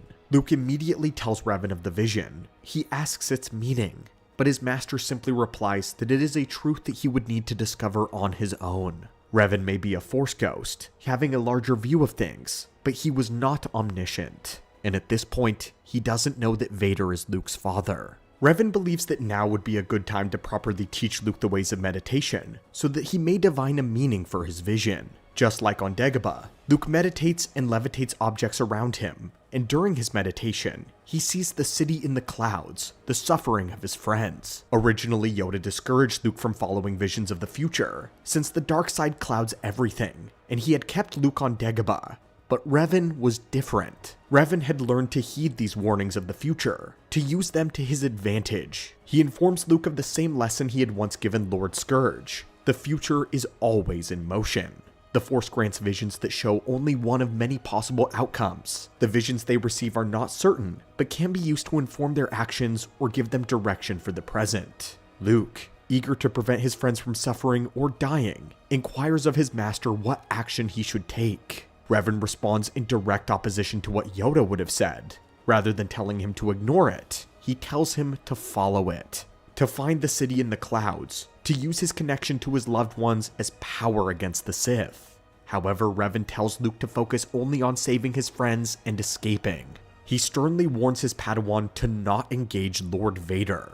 Even after everything he has learned, he is still not ready for a confrontation with a Sith Lord. And privately, Revan has a foreboding about what would happen if Luke is alone with Vader. Taking his master's words to heart, Luke jumps in his X-Wing and speeds to Bespin. Along the way, Luke continues to practice his meditation techniques, and in the process, Revan decides to teach him something else, something to try once he arrives at Cloud City. By the time Luke arrives, the Millennium Falcon is already there. However, he beats them all to the carbon freezing chamber by only a few minutes. During hyperspace, Revan had decided to teach Luke the ability of Force concealment, an important technique that his Sith assassins often utilized. By cloaking his signature, he keeps himself from being detected prematurely by Vader. The Dark Lord is already escorting Han, Leia, Chewie, and 3PO to the chamber, so the Imperials don't have time to inform him that an X-Wing has just landed. Within the chamber, they prepare to freeze Han. But right at the last moment, Luke's blue lightsaber ignites, whirling from above, striking the chamber's control panel. Vader is completely caught off guard as Luke swings down from a cable and kicks over 2 stormtroopers. Manipulating his saber telekinetically, Luke directs it to cutting off Chewbacca's restraints to loose the Wookiee's fury. Calrissian, seeing an opportunity to redeem himself, frees both Han and Leia. They grab the fallen troopers' blasters, and a firefight begins. Boba Fett attempts to end the insurrection by targeting Luke, but is caught off guard when he finds himself fighting an enemy reminiscent of the Clone Wars Jedi. Luke deflects the blaster bolts with precision, and when Boba utilizes his flamethrower, the boy leaps over it as if he has done it 1,000 times over. The training with the Rakatan droids was making Fett's attack seem like a catwalk to Luke. Vader's plan has gone completely awry, but he doesn't actually move yet. Instead, he watches. He watches Luke with a complete and an utter fascination. How had he cloaked himself from his senses? Surely Kenobi hadn't taught him that. And the way he moved, unrefined, but graceful nonetheless. He wasn't swinging his saber with wild abandon, but deflecting bolts with precision. Each stroke of his lightsaber had an intended destination, and almost always landed. Luke and the rebels fight their way out of the carbon freezing chamber, and immediately afterwards, Vader instructs Boba Fett to use the facility's security systems to start closing the doors. He wanted to route the rebels towards himself. As they run through the halls, Han is relieved to not have become a wall decoration, and Lando apologizes for his actions, deciding to use his resources to fight the Empire. But as the doors begin to close off their pathway to the Falcon, Luke senses the presence of Lord Vader. Yet another blaster door shuts in their faces. One opens at the far end of the hall, revealing Vader standing there alone, his crimson lightsaber already ignited, reflecting off the clean white walls.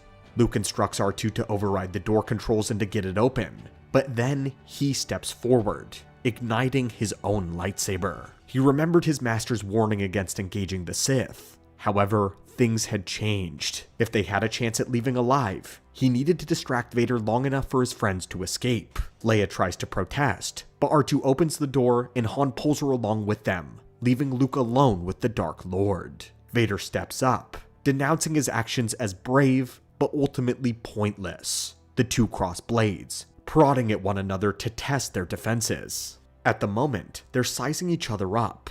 Luke had seen Ben Kenobi fall to Vader's blade before, and Revan had continuously spoken of the danger of the Sith. A part of him knew deep down that he should have just taken the distraction and run, but the louder part of him desired to test himself and possibly avenge his old teacher. Vader, on the other hand, was hoping to beat him into submission. He did not want to damage the Emperor's prize, but with the carbon freezing chamber now inoperable, he had to switch tactics. Of course, he wanted to see what the boy was made of as well. If Luke were to become a tool for the Sith, a weapon that could be used to overthrow Sidious, Vader wanted to measure his power. Their fight is brief, but intense, and Vader is pleasantly surprised by the boy's speed and agility. Luke force pushes a sculpture into the hallway at Vader, but the Dark Lord returns it with greater power and precision, as the ancient sculpture crashes through a window. Vader proceeds to pull up objects and metal panels off of the walls and floor to hurl at Luke in a continuous assault.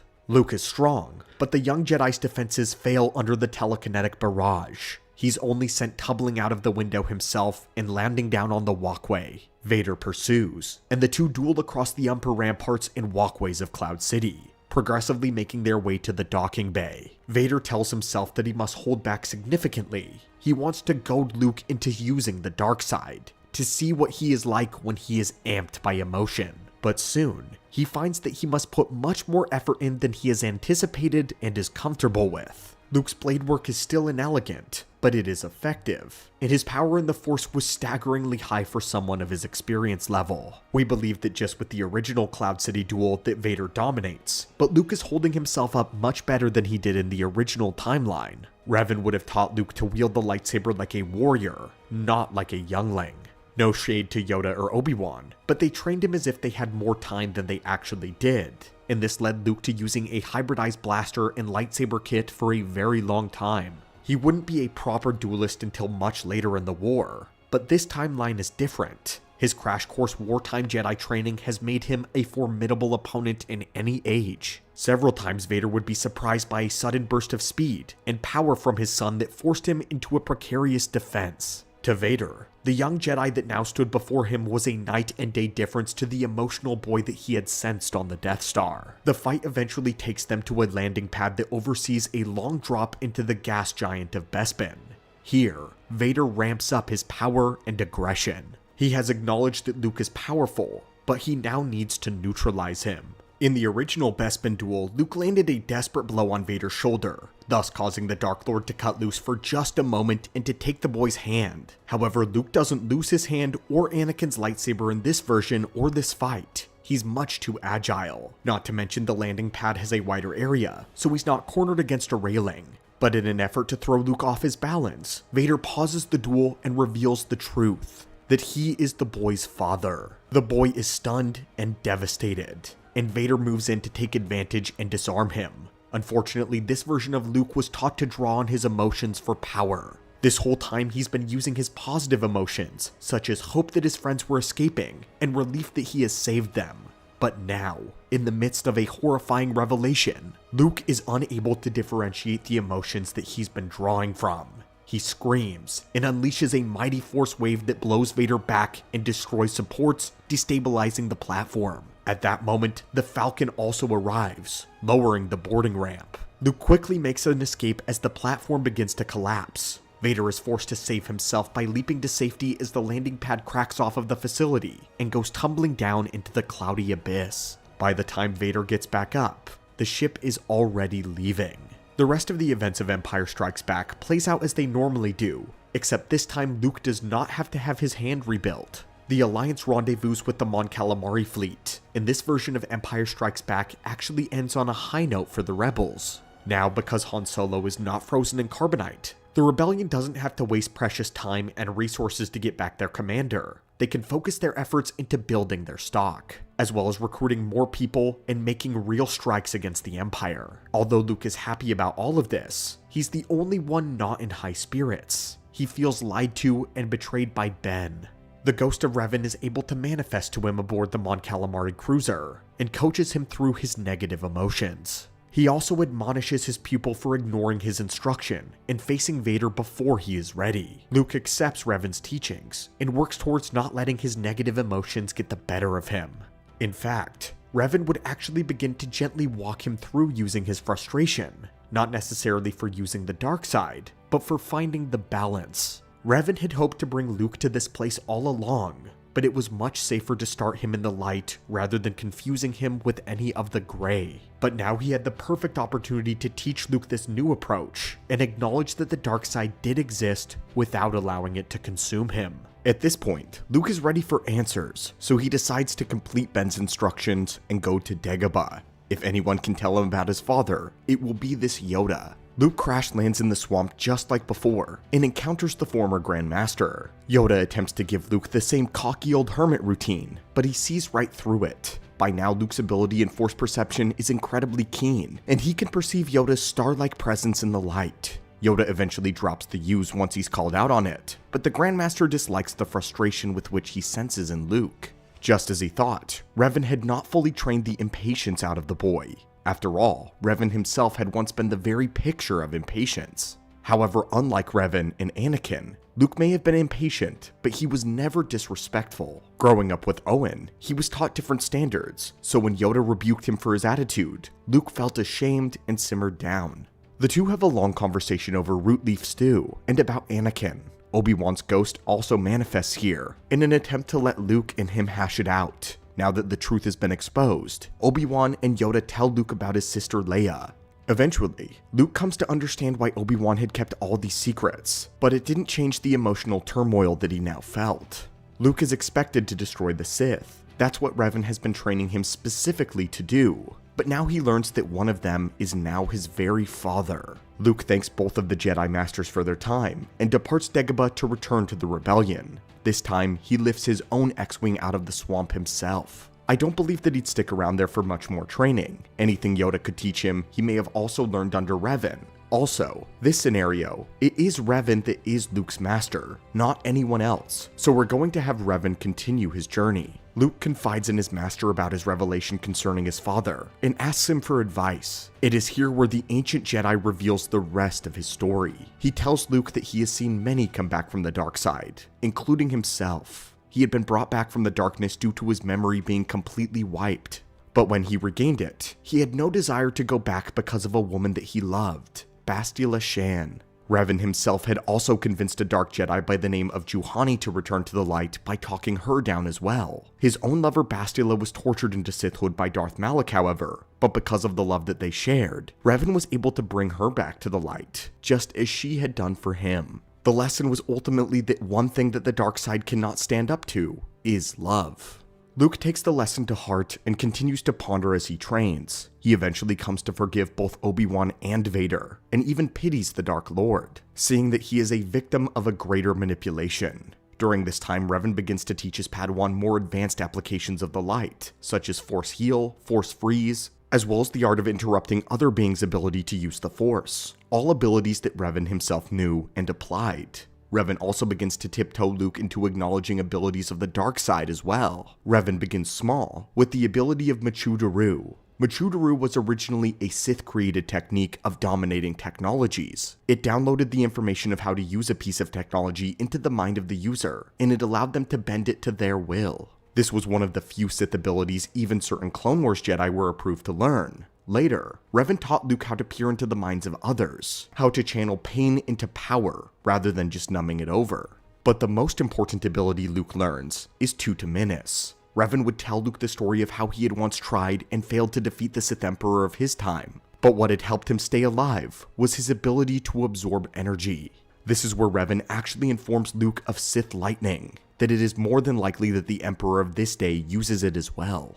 In the novelization for Return of the Jedi, it tells us that Luke briefly deflected some of Sidious's lightning with his hand, before ultimately becoming overwhelmed by it. So it's not out of Luke's capability to learn Terminus with a proper master this time, one who he has trained with far longer than he ever trained with Kenobi or Yoda. Revan also begins to teach Luke the greater intricacies of lightsaber combat and its designed forms. He begins using his saber more in alliance missions, and becomes practically untouchable on the battlefield. Now more obviously presenting as a Jedi, Luke begins to inspire hope and courage in the rebellion. His new powers make his fame spread throughout the stars. Even though Imperial propaganda attempts to make him out to be a charlatan or outright suppress news of Luke, his name becomes a cantina mention spoken in hushed tones. We also believe that Luke reveals the truth to Leia about their siblinghood and their shared parentage. They agree to keep it private for now, because having the children of Vader be prime leaders of the rebellion would create a massive scandal, one that they cannot afford, and he needed the Alliance to remain unified. But the Sith have been making moves of their own. Vader has planted an agent in the rebellion, Shira Bree, who was originally intended to get Luke ostracized from the Alliance. But Luke is able to discern her true alignment in the Force much earlier here, and he exposes her to the Alliance leaders. Because of this, she is never shot down by him in a starfighter, and does not become Lady Lumaya.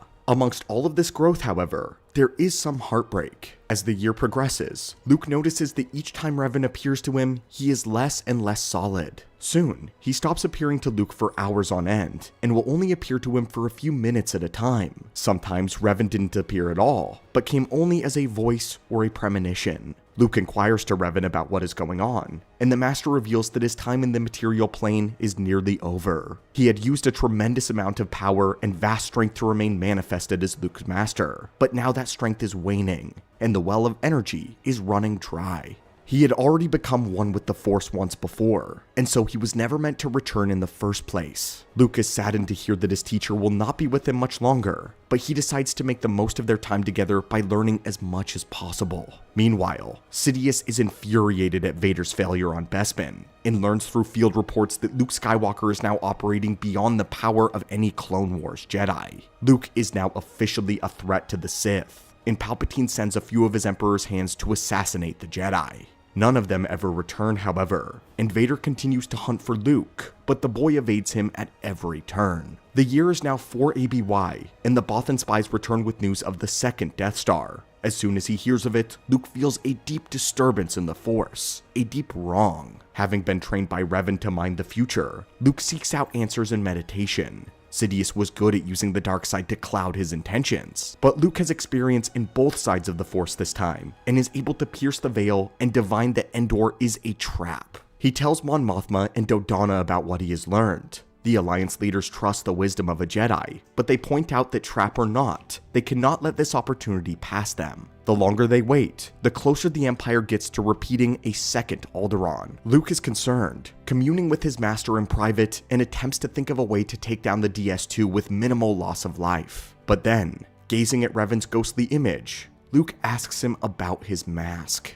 He had seen the same kind worn by Boba Fett many times, and always wondered what the connection was. Revan tells him all about the Mandalorians, their role in galactic history. Luke gets an idea, and wonders if the warrior race could be pursued to fight for the rebellion. Revan is dubious about Luke's ability to convince them to fight with the Jedi, but he agrees that it may be a good idea.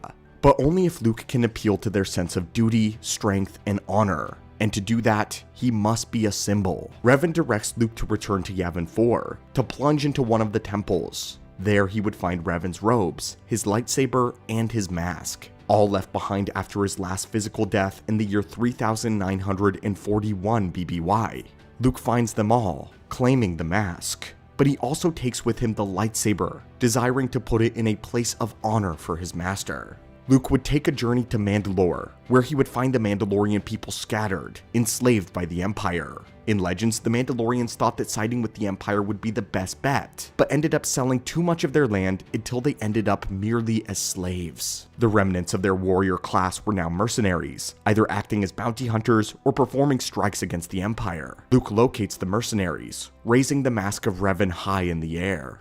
Though it has been thousands of years, tales of this particular Jedi have permeated through their culture as the only Jedi that they ever respected. This at least earns Luke an audience with their leader, where he explains his plan of them joining the Alliance. However, they are not yet convinced, and they need proof that Luke was strong enough to lead a successful mission against the Empire first. Luke had expected this, and knew that in order to impress Mandalorians, he had to meet their warrior culture. So the Jedi tells them if they wanted to know his strength, they only need ask Boba Fett. The Mandos take this challenge seriously, calling upon Boba.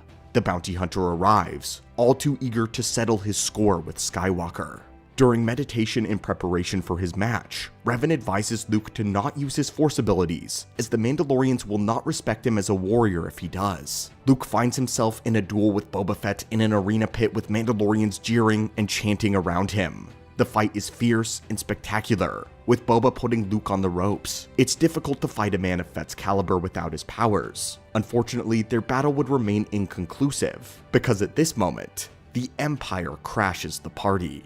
Imperial intelligence had informed the Mandalore garrison of Luke Skywalker's movements, and now stormtroopers flood the arena. Luke and Boba then find themselves fighting back to back instead of against one another. If it's a choice between the Empire and the Mandalorian clans, Fett is choosing his home. Luke and the Mandos clean up the first wave of stormtroopers, and Luke suggests that since they're all fighting the Empire anyway, they may as well take it as far as possible. What then proceeds is a week-long mission where Luke works to help liberate the Mandalorian slaves, to throw the yoke of the Empire off of the planet. In the process, he gains the allegiance of the Mandalorians, and begrudgingly, even the respect of Boba.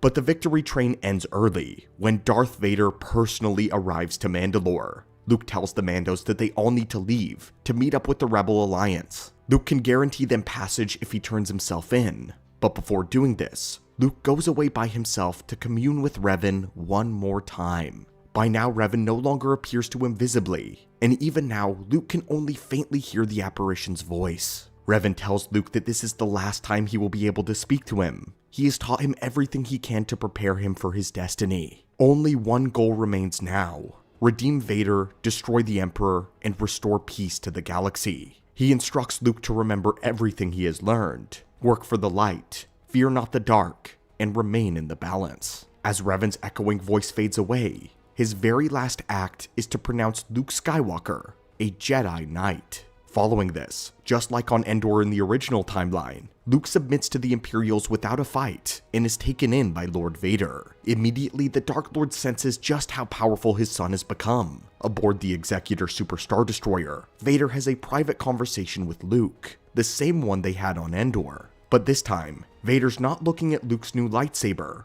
but Anakin's old one. He examines Revan's lightsaber as well, the one Luke was carrying on him all this time. He doesn't recognize it, but assumes that Luke has constructed it. Privately, he's surprised that the saber contains a purple blade. The young Jedi chooses not to divulge the information about Revan, and keeps their conversation strictly about his and Vader's relationship. Ultimately, their conversation concludes as it originally does, with Luke having gotten into his father's head, stoking the flames of inner conflict. They travel to Endor, and Luke is taken up to finally meet the Emperor in person. Things once again follow the events of Return of the Jedi, but with a slight change. Luke is fully calm, in complete assurance. Palpatine's goadings do nothing to sway him, and he isn't worried or blindsided by Sidious's trap. The Rebel Alliance soon arrives as expected, and the fleet engages the Death Star. But this time, they're aided by the Mandalorians as well. The landing party consists of not only Han, Leia, Chewie, and Rebel soldiers, but also Boba Fett and a strike team of Mandalorian warriors. The Ewoks don't play a role in this version of the Battle of Endor. They're replaced by the elite Mando commandos. The surface battle is a wash, with the Alliance totally steamrolling the Empire and destroying the shield generator. Things are not going according to Sidious's plan, and Luke goads about already knowing the Emperor's trap. Sidious is enraged, but he still holds his cards. He reveals the one thing that Luke did not know: the Death Star is operational. As the super laser begins blasting away at the Rebel fleet, Luke is feeling a bit of pressure now. He just hopes that the Falcon can make it inside in order to destroy the reactor. Vader then presents Palpatine with the lightsaber that Luke has been carrying with him. Sidious recognizes the saber of Anakin. He finds it to be amusing. He tells Luke about how this same weapon had once been used to kill, to butcher younglings. It was the weapon of a murderer, a traitor, just as Luke will soon be when he joins them. Skywalker gets frustrated, but holding firm, continues on the path of a Jedi. That is, until Sidious recognizes the second lightsaber in Luke's collection. Unlike Vader, Palpatine recognizes the blade instantly, the lightsaber of Revan. The Emperor is greatly disturbed by it, and demands to know how and why Luke is in possession of such a saber. The Jedi Knight answers simply, "It is the weapon of my master." At this point, Sidious's rage has boiled over. It was one thing for the son of Skywalker to exist and to have gotten this far, but now he claims to be a Revanite. The Emperor of course doesn't understand that Luke is legitimately trained by Revan himself. Instead, Sidious deduces that he has joined the Revanite cult. To Sidious, this explains the affiliation with the Mandos, but it is also confirmed to Sidious that Luke would never serve him so long as he worshipped Revan. Sidious tells Luke that Revan was wishy-washy and could never remain in power because he didn't stick to one side of the Force, never showing full allegiance or understanding. He instructs Lord Vader to show Luke the true meaning of the dark side. Vader ignites his saber, and Luke whirls around to summon both of Revan's lightsabers. He blocks Vader's strike with one, and attempts to stab at Sidious with the other. But the Emperor is too fast. He blasts Revan's saber out of Luke's hand with a torrent of Force lightning. But this is when Vader steps in. Originally, he was moved by seeing his son tortured, and did not want this only chance of saving a good future to be taken by Sidious again. But in this timeline, Luke isn't being tortured. Luke is more of a threat, and he is not being moved by his son's agonizing plight. Rather, something different happens in Vader's mind. He sees an opportunity to overthrow Sidious. Taking Anakin's lightsaber off of the ground, Vader takes a swing at Sidious. The Emperor sees this coming, and breaks off his Force lightning stream in order to defend himself. Luke takes a moment to recover. He is surprised to see Vader now fighting against the Emperor. He himself retrieves Revan's purple lightsaber, and engages the Dark Lord of the Sith right alongside his father. The battle is hard fought, but Luke and Vader's combined power proves to be more than enough for Sidious. Not to mention, Luke's expanded knowledge of Force techniques allows him to not only keep himself in the fight, but keep Vader safe from the worst parts of Palpatine's abilities. In the end, as it should be by the will of the Force, Vader lands the final blow on Sidious. But with the Emperor dead,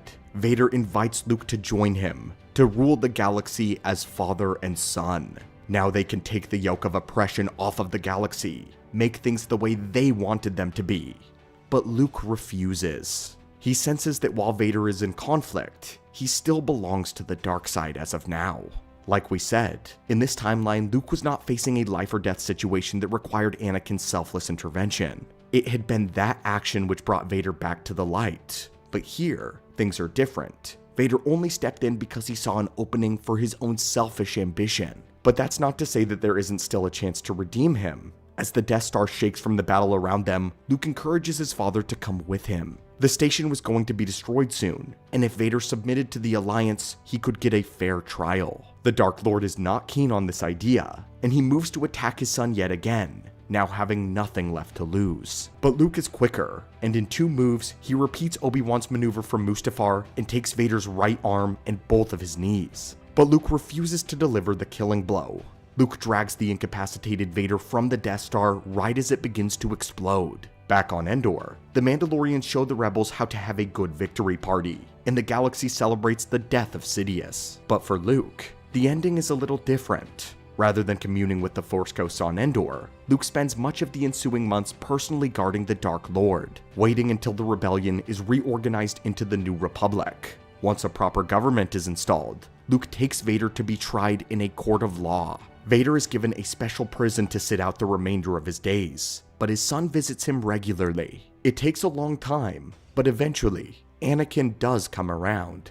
Luke, having experience in contacting Force ghosts, is able to get Ben Kenobi to manifest to his former student. Finally, Anakin and Obi-Wan reconcile. Luke begins his new Jedi praxium on the world of Dantooine instead of Yavin, rebuilding the old enclave where Revan once trained him. And here, Luke immortalizes his master by placing his mask and his lightsaber on a pedestal for all to see. Luke would carry on Revan's memory by spreading his teachings about using love, joy to fuel the powers of the light, spawning a generation of Jedi more powerful than any who came before.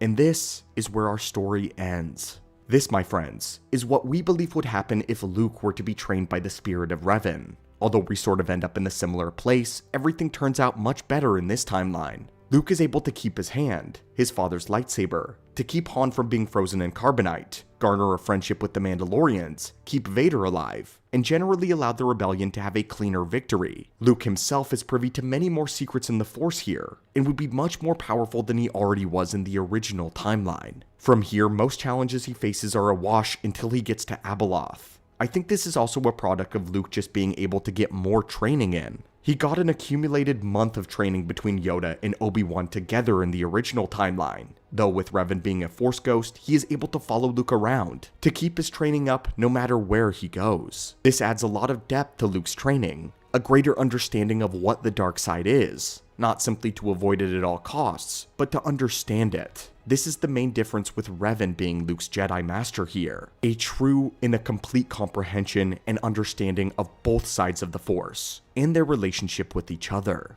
But now, what do you think, my friend? Do you believe the timeline would have gone differently? Let us know what you personally think would happen to Luke if he was trained by Revan.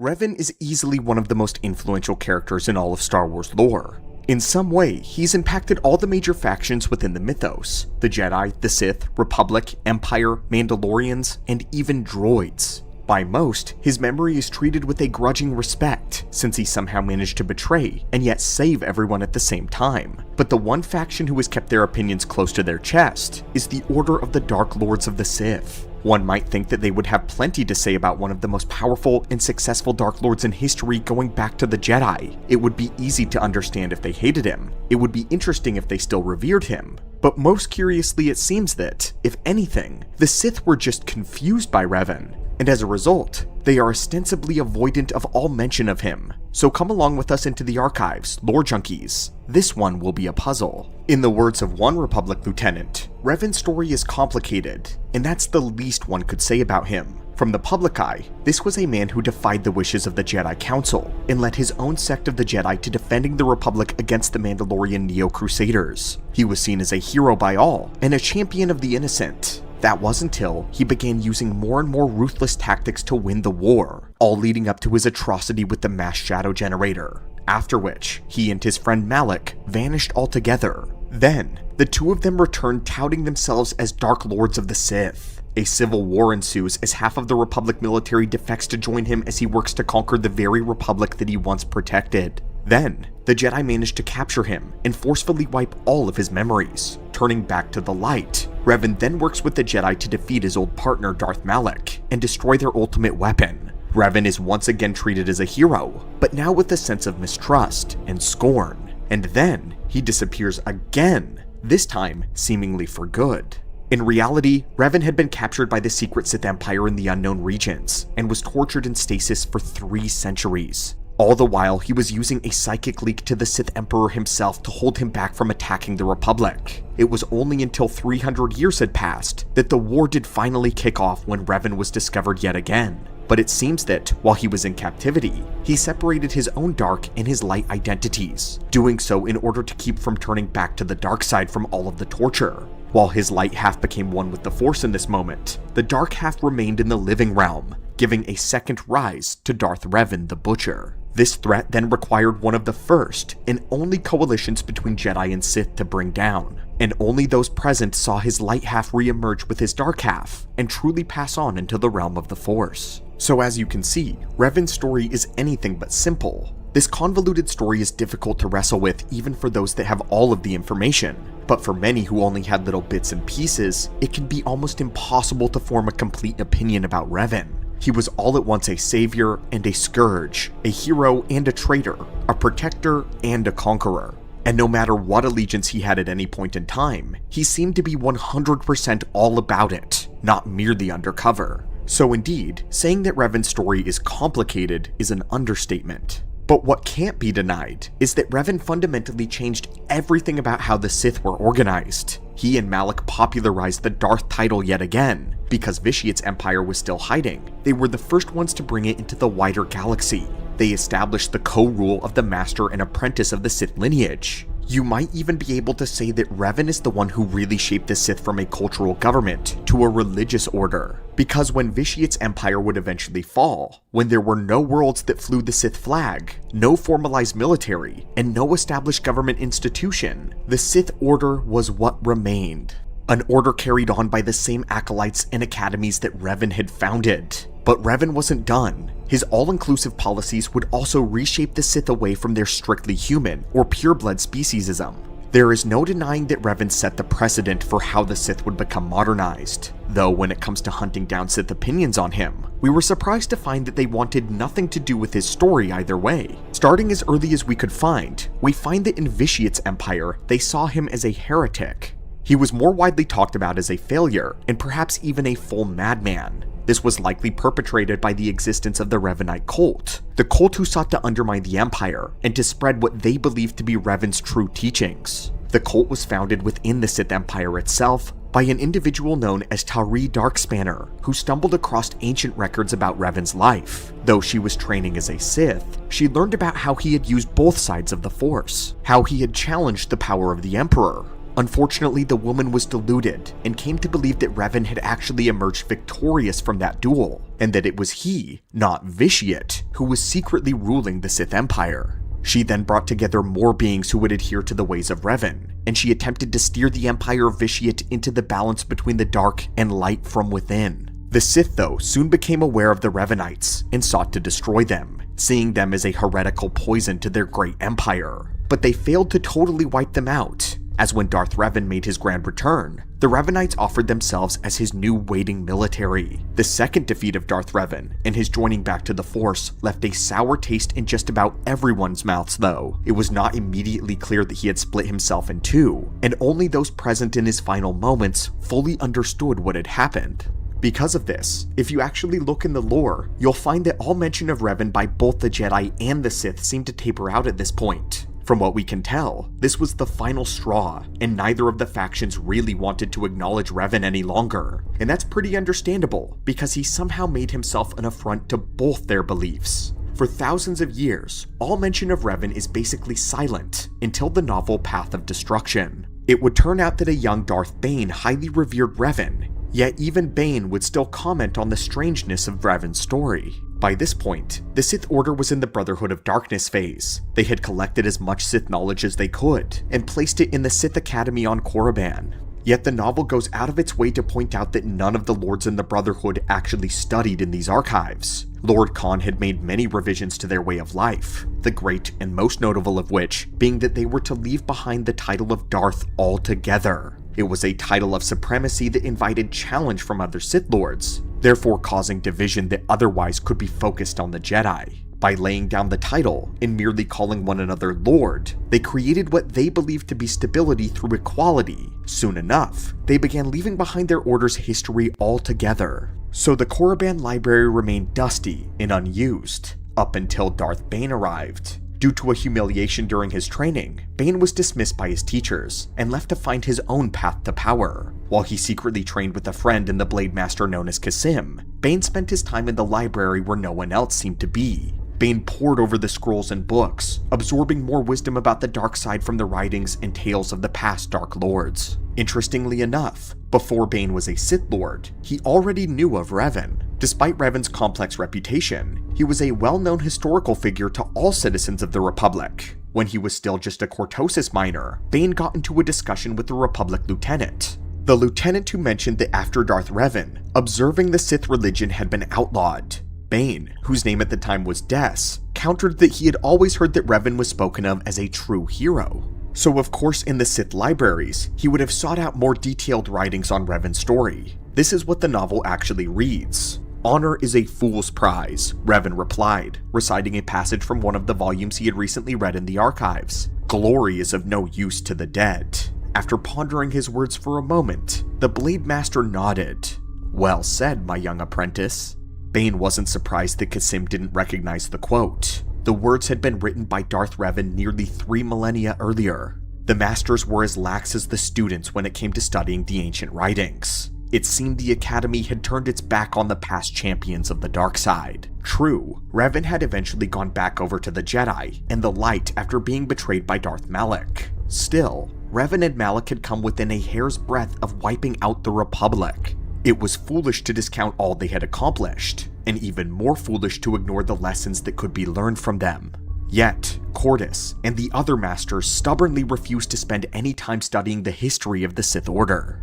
Fortunately for Bane, it was a trait they passed along to their students. This insight by Bane gives us our first, and perhaps only real opinion on Revan by the modern Sith. Bane officially recognizes that Revan turned back to the light side, and curiously enough, he doesn't actually give us an opinion on this. Rather, he chooses to focus on Darth Revan's teachings and his deeds as a Sith. Bane believes that his redemption has no bearing on his triumph in the dark side. To dismiss both would to Bane be throwing the baby out with the bathwater, so to speak. As he said, Revan and Malak came the closest of almost any Sith to erasing the Republic. They were right at the cusp of victory, and because of this, Bane still said that there was a great deal that he could learn from them.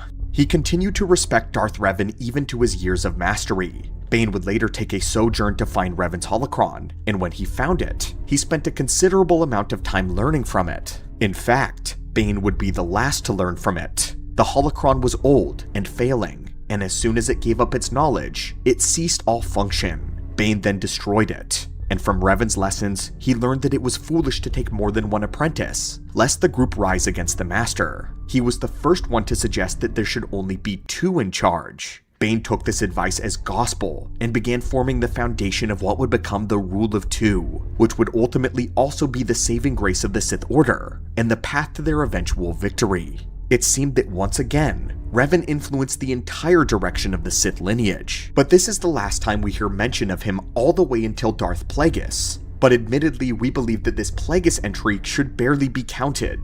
Plagueis only mentions Revan when he's speaking rhetorically to Sidious. This is the full quote. Sidious turned around and saw his master limping in, with his mouth, chin, and neck hidden behind a breathing mask or some type of respirator. Most of the vibro-cutter wounds were healed, but his skin had a partially emaciated appearance. Sidious had wondered if the attack had weakened Plagueis, but now he saw that, despite all the punishment his body had suffered at the hands of the Maladian assassins, the moon remained just as powerful in the Force. "Your thoughts betray you," said Plagueis. "Do you think the lightsaber of Revan weakened Malak's powers? Or were Bane's weakened by the Orbalisks? Do you think that the young apprentice of Gravid was hindered by the prosthetics she was forced to use after fighting with her master?" "No, master," replied Sidious. Again, this is merely a quote where one Sith is using a story involving Revan as an example, and the quote was more about Malak than Revan. But this would be the final mention of Darth Revan that we could find in all of Sith recorded history. Sidious never bothers to talk about Revan, and neither does anyone in Crate's Rule of One. What we can conclude by this is that the Order still acknowledges Revan's historical existence, his power, and the objectivity of his accomplishments as an official Darth, but they seem to completely ignore his redemption altogether. They don't even mention it for the purpose of hating on it. They just avoid the topic because it likely makes them extremely uncomfortable. Fascinatingly, in the doctrine of both the Jedi and the Sith, it's an immutable fact that no one who goes down the dark path can ever return. But when this does actually happen, and someone does actually return, instead of looking into it, they seem to bury it or discredit it. From what we can research, for the Sith, it seems that they treat Revan the Dark Lord and Revan the Savior as 2 entirely different people. And in a sense, because of his amnesia, they kind of were, and this is somewhat proven by Revan's identity actually splitting. But we believe the most likely reason of all is that the Sith don't quite know what to make of Revan, and all the implications surrounding the latter half of his story are too troublesome for their ideologies to consider. And that, my friends, is what the Sith think of Revan. Revan is one of those characters I wish was talked about a lot more often in the more modern Star Wars era, since information is probably scarce, but the highlights of his story warrant some discussion. At least that's what we hope is one day explored. But anyway, let us know what other topics you want to hear the Jedi or Sith perspectives on, and until next time, may the Force be with you. There is a large misconception surrounding Revan's fall to the dark side. As the story goes, it is believed that he was a valiant knight of the Old Republic until he went to find the secrets of the Sith Emperor. Upon confronting Lord Vitiate, both he and Malak had their minds permanently warped to the dark side and dominated, becoming 2 of the most fearsome Sith Lords in all of galactic history. We had supported this notion for a while, until our research uncovered something that dramatically has changed this narrative in our view on Revan. Revan had fallen to the dark side much earlier. And not only that, he had a master plan long before Vitiate ever seized his mind. His master plan was to turn the entire Jedi Order to the dark side. However, it wasn't for the sinister reason you may expect. In today's holocron, we are going to explore how Revan actually believed the dark side was the only thing that could save the Jedi. Let's begin. Let's use our recent discoveries to debunk the idea that Vitiate was responsible for Revan's turn. The Emperor was behind a lot of things, including the Mandalorians invading the Republic. He used a liaison to manipulate Mandalore the Ultimate into going to war, stating that it was his divine right to achieve victory. Vitiate did this in order to test the Republic's defenses. For over a millennium, he had been reconstructing the Sith Empire following its fall in the ancient Great Hyperspace War, and now he was just about ready to launch his first strike. But Vitiate wanted to use the Mandalorians as a way to feel out how prepared the Republic was for war. As it turns out, they were not prepared at all, having just come off of the heels of the war with Exar Kun. Both the Republic and the Jedi were in a state of disrepair.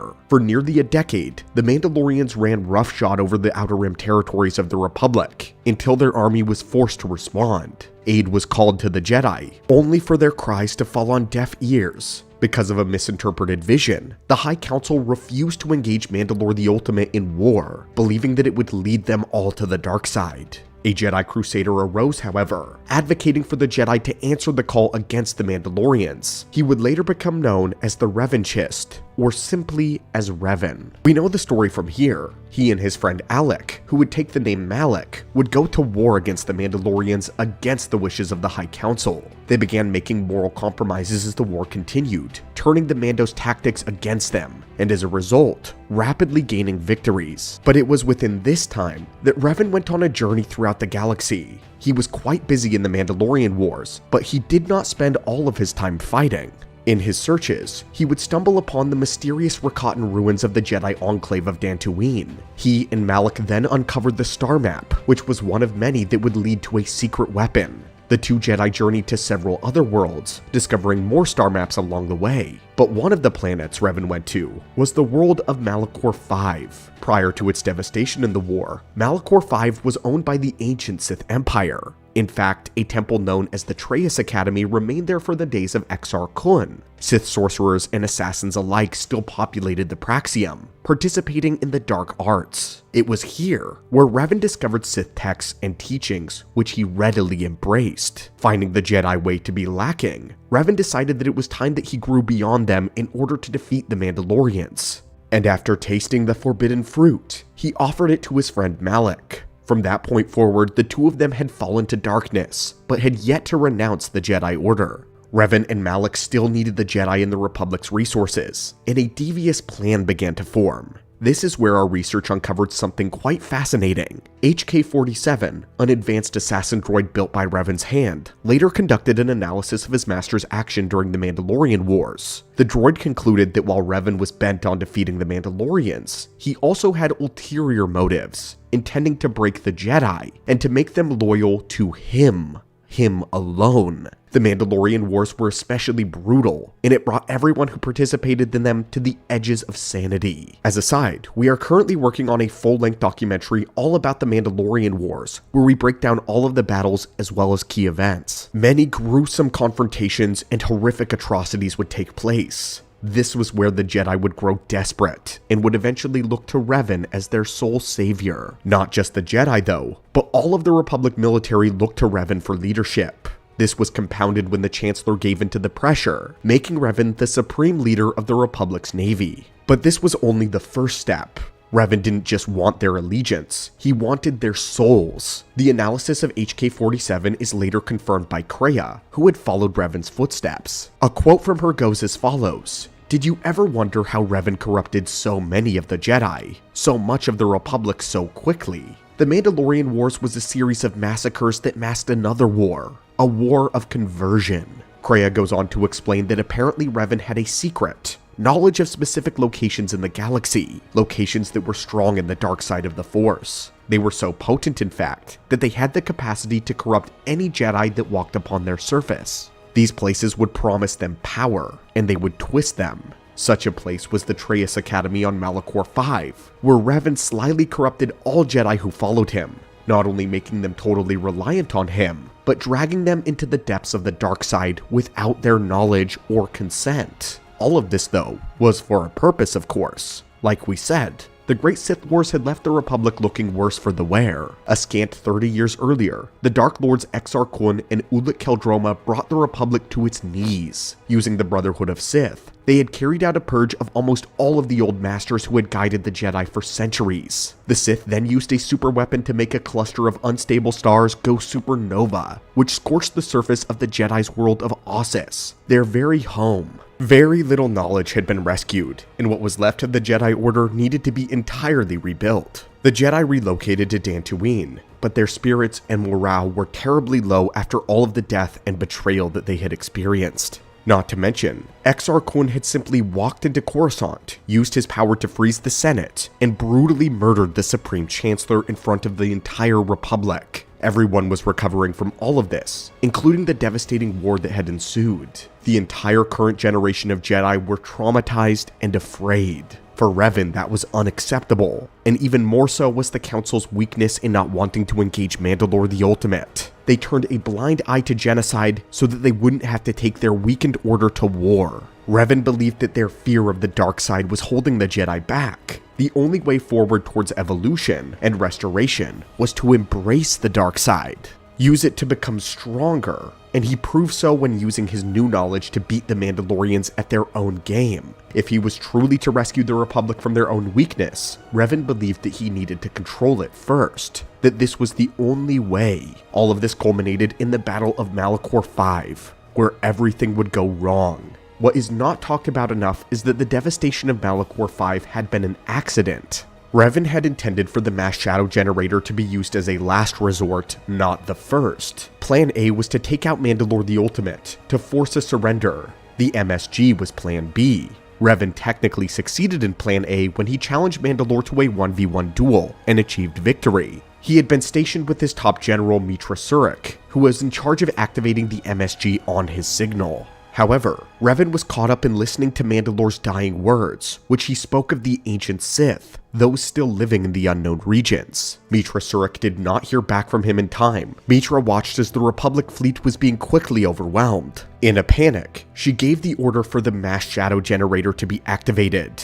This was not Revan's will. The sudden amount of death and destruction created shockwaves in the Force that tore open holes, all where the pain and suffering went. These wounds settled in two places, the man that would become Darth Nihilus and Meetra Surik. But to protect herself from dying from the shockwave, Meetra instinctively severed her connection to the Force before it could happen. This is why Meetra Surik did not become an entity of hunger like Nihilus, as she had no connection to the Force and therefore the wound could not be fed. It is also why she was the only one to break from Revan's control. In the moment that she was disconnected from the Force, the corruption of the dark side shattered from her mind. This returned her to her senses. She still, however, believed in Revan's mission, but was utterly horrified by what had occurred on Malachor. The other members of Revan's religion, however, cheered in triumph, solidifying their complete fall to the dark side. When the Jedi Council recalled Revan and all of his forces to face judgment, none of them returned. Only Meetra Surik did, because for Meetra, her conscience weighed heavy on her crimes. Revan and Malak, however, had their own mission. Revan believed that only his new knowledge could rescue everyone from the brink of collapse. But plans became more imperative when he learned that there was a threat lurking in the unknown, a threat waiting to strike. After negotiating with the Mandalorians and establishing terms of surrender and disbandment, Revan and Malak departed to pursue this information. It was here where they found Vitiate's empire. Overconfident, they rushed in to face him so that they could cut off the head of the snake before the problem ever started. But they underestimated the immortal Emperor's powers. He dominated their minds and their wills, bringing them under his control. Vitiate then looked into their minds to discover the state of the Republic. But instead, he found something else. The memories of the star maps. Wishing to have the full power of the Starforge, Vitiate dispatched the two as Sith Lords to go and find it. But once they found the superweapon, the sentient battle station was powerful enough to break the mental hold of Vitiate. So in all reality, the Emperor never truly turned the two knights to the dark side. They were already fallen, but Vitiate gave them permission to truly become Sith.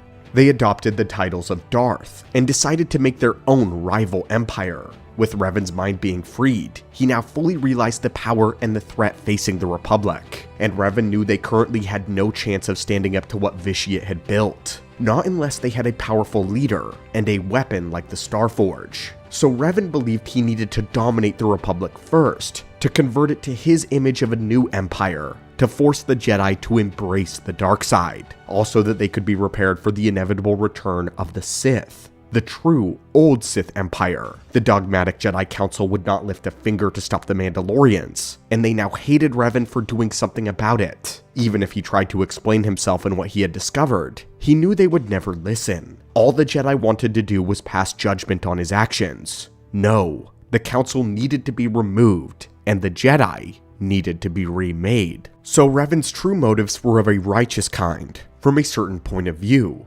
Going further, when he began the Jedi Civil War, he truly tried to do things different. Rather than just crushing his enemies, Revan converted them en masse, though he did so by very cruel methods. He captured as many Jedi as possible during the Civil War, and brought them to what remained of the Traya Academy. In the Academy, they were tortured by Sith assassins until they converted to the dark side by a nexus of energy that dwelled there. Revan, however, never wanted to repeat the atrocity of the mass shadow generator, so he constructed HK-47 to hunt down and eliminate key individual targets, instead of using the power of a destructive superweapon. Along with this, Revan's spies infiltrated the bureaucracy of the Republic and began to corrupt it. That way, Revan could systematically dismantle the Republic from the inside out. But there was one major hitch in Revan's plan: Darth Malak and the Starforge. Revan quickly learned that the Starforge was a sinister entity, one that fed on the darkness on all those that touched down on it. The Starforge would twist their minds and drive them insane, making them servants to its will rather than the other way around. Revan felt a disturbance, and so he limited his contact with the Forge, only visiting when he needed to pick up the new order of battleships. Malak, however, did not see this as a problem, and believed that Revan was not delving far enough into the Starforge's secrets and power.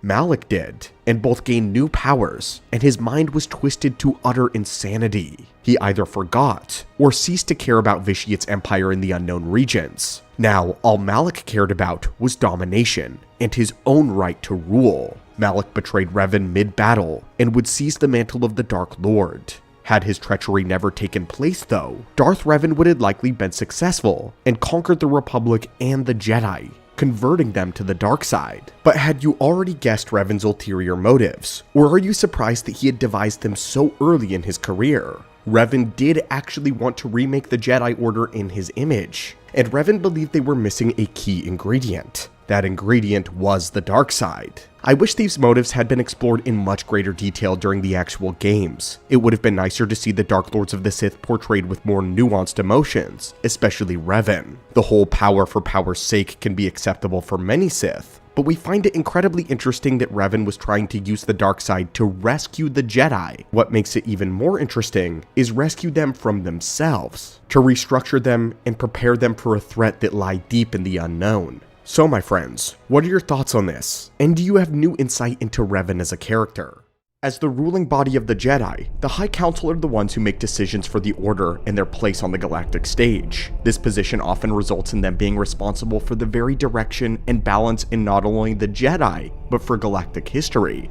A good council can snatch victory out of the jaws of defeat and bring both the Jedi and the Republic into eras of prosperity. But a bad council has the potential to bring the very Order itself to the brink of extinction. When we think of the 12 ruling masters being failures, immediately our minds are brought to the Council of the Clone Wars. But we have an argument that says that they were not as bad as we often criticize them of being, even here at the channel ourselves. In fact, there existed an iteration of the Jedi Council we believe was far, far worse. These masters made such terrible and un-Jedi-like decisions that many of the most horrid atrocities of the Old Republic can be traced directly back to them. Greetings again, lore junkies, and welcome to the archives. In this holocron, we are going to discuss the absolute worst iteration of the Jedi High Council in the entire Order's history. So if you wish to avoid the mistakes of the past, reach out and crush that subscribe button and join our own council today.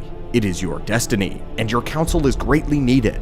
Today, we prosecute the Council of the Dantooine Enclave. This was the ruling body that was in charge during the era of Revan. This council lasted for around 30 years, starting in 3986 BBY after the Great Sith War, and being dissolved in 3951 BBY during the First Jedi Purge. That time was an incredibly crucial era for the Jedi, and nearly every decision they made served as a detriment, both for the Jedi of the time and for the future.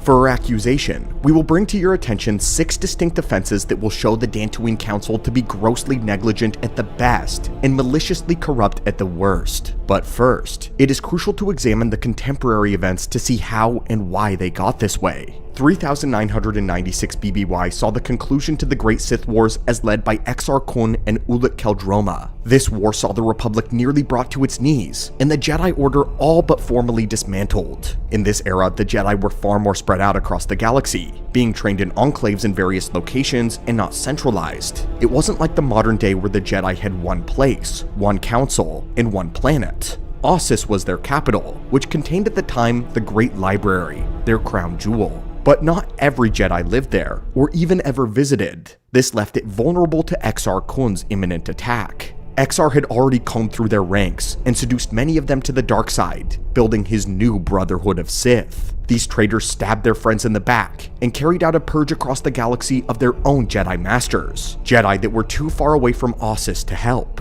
Afterwards, they made the Kron cluster go supernova, which devastated the surface of the Jedi homeworld. Unfortunately, very little knowledge was rescued, and the amount of Jedi saved could fit in just 2 Republic cruisers. The Order was on the brink of complete destruction. They barely managed to eke out a victory when Nomi Sunrider cut Ulic Qel-Droma off from the Force, and the rest of the Jedi Order put an end to Exar Kun's final ritual. Following the Great Sith War, the battered and fragmented Jedi went their separate ways. Nomi Sunrider became Grand Master for a time, and spent the next 10 years trying to scrape the Order back together. A gathering was held at Exis Station, where Nomi was able to unite the Jedi once again, and their home planet was relocated to the Enclave of Dantooine. However, Nomi disappears largely from the history books following this event. If we had to guess, she retired from the Grand Master position due to emotional distresses. She had been neglecting her daughter because of the busyness of the position, and she still felt immense amounts of grief over Ulic, whom she had deeply loved. Strangely, no Jedi Grand Master that we can find replaced her for about the next 30 years. The head of the Order was divided among the oddly small Council of Dantooine. What they had to deal with was a tiny Jedi Order, all of whom were still shaken from the war. Many of them were bitter and demoralized after many of their friends had fallen to the dark side. They were traumatized from the loss of Ossus, and from all the loss of life that they had experienced in the Force. It didn't help that not even Dantooine itself was very safe. The locals were constantly tugging at the Jedi's robes to help them with their petty disputes, and some leftover Mandalorian factions were still on the world as well, making some areas incredibly unsafe. Not to mention, they were still working to help the Republic itself rebuild. It was an incredibly crucial era for the galaxy, one that desperately needed a strong and a stable hand from the High Council to guide it forward. But that was not what the Council was like. Understandably, it consisted of members who were now harshly skeptical and greatly feared the dark side. All of their decisions were far too conservative, which ended up being either unhelpful or ultimately even damaging. This brings us to what we believe is their first big mistake. This is the group that is responsible for outlawing marriage and relationships in the Jedi, a decision that has overwhelmingly caused more harm than good. Prior to this, Jedi could freely marry and have families as they pleased. Attachment itself was still against Jedi doctrine, as the feelings of jealousy and fear of loss could lead one to the dark side. But they still trusted their members. They trusted them to act wisely in romantic pursuits, and to keep their duties as a Jedi first. This changed, however, when Jedi Master Atris presented an impassioned speech and advocated against marriage. Atris convinced them that not only was it not a Jedi's place to have a romantic attachment, but that it surely led one to the dark side. The Council bought it hook, line, and sinker. They not only implemented the rule immediately, but invited Atris to have a seat among the Council. The Council turned an aspect of Jedi life that was normal and accepted into something punishable by expulsion overnight. And since then, there's been story after story about Jedi having anxiety regarding their romantic feelings. In fact, more Jedi have fallen to the dark side over being restricted from marriage than those who fell over attachment. In the same set of meetings, they also drastically lowered the age of admittance into the Jedi Order. Originally, anyone from any age could join so long as they had an aptitude in the Force. Nomi Sunrider was nearly middle-aged and a mother when she began her training as a Jedi, and in around 3 years became one of the greatest Force wielders in history and eventually Grand Master of the Order. But now, that was thrown out of the window, and they started only accepting children. The next several generations of Jedi accepted students of younger and younger ages, until they began almost exclusively taking infants. Their second offense is perhaps their most egregious, and it would occur several years into the future when the Mandalorians attacked and invaded known space. Mandalore the Indomitable rose up and reorganized his forces into what is known as the Neo-Crusaders. Having been manipulated by a Sith Lord in the shadows, Indomitable was convinced that his people had a divine calling to conquer the Republic.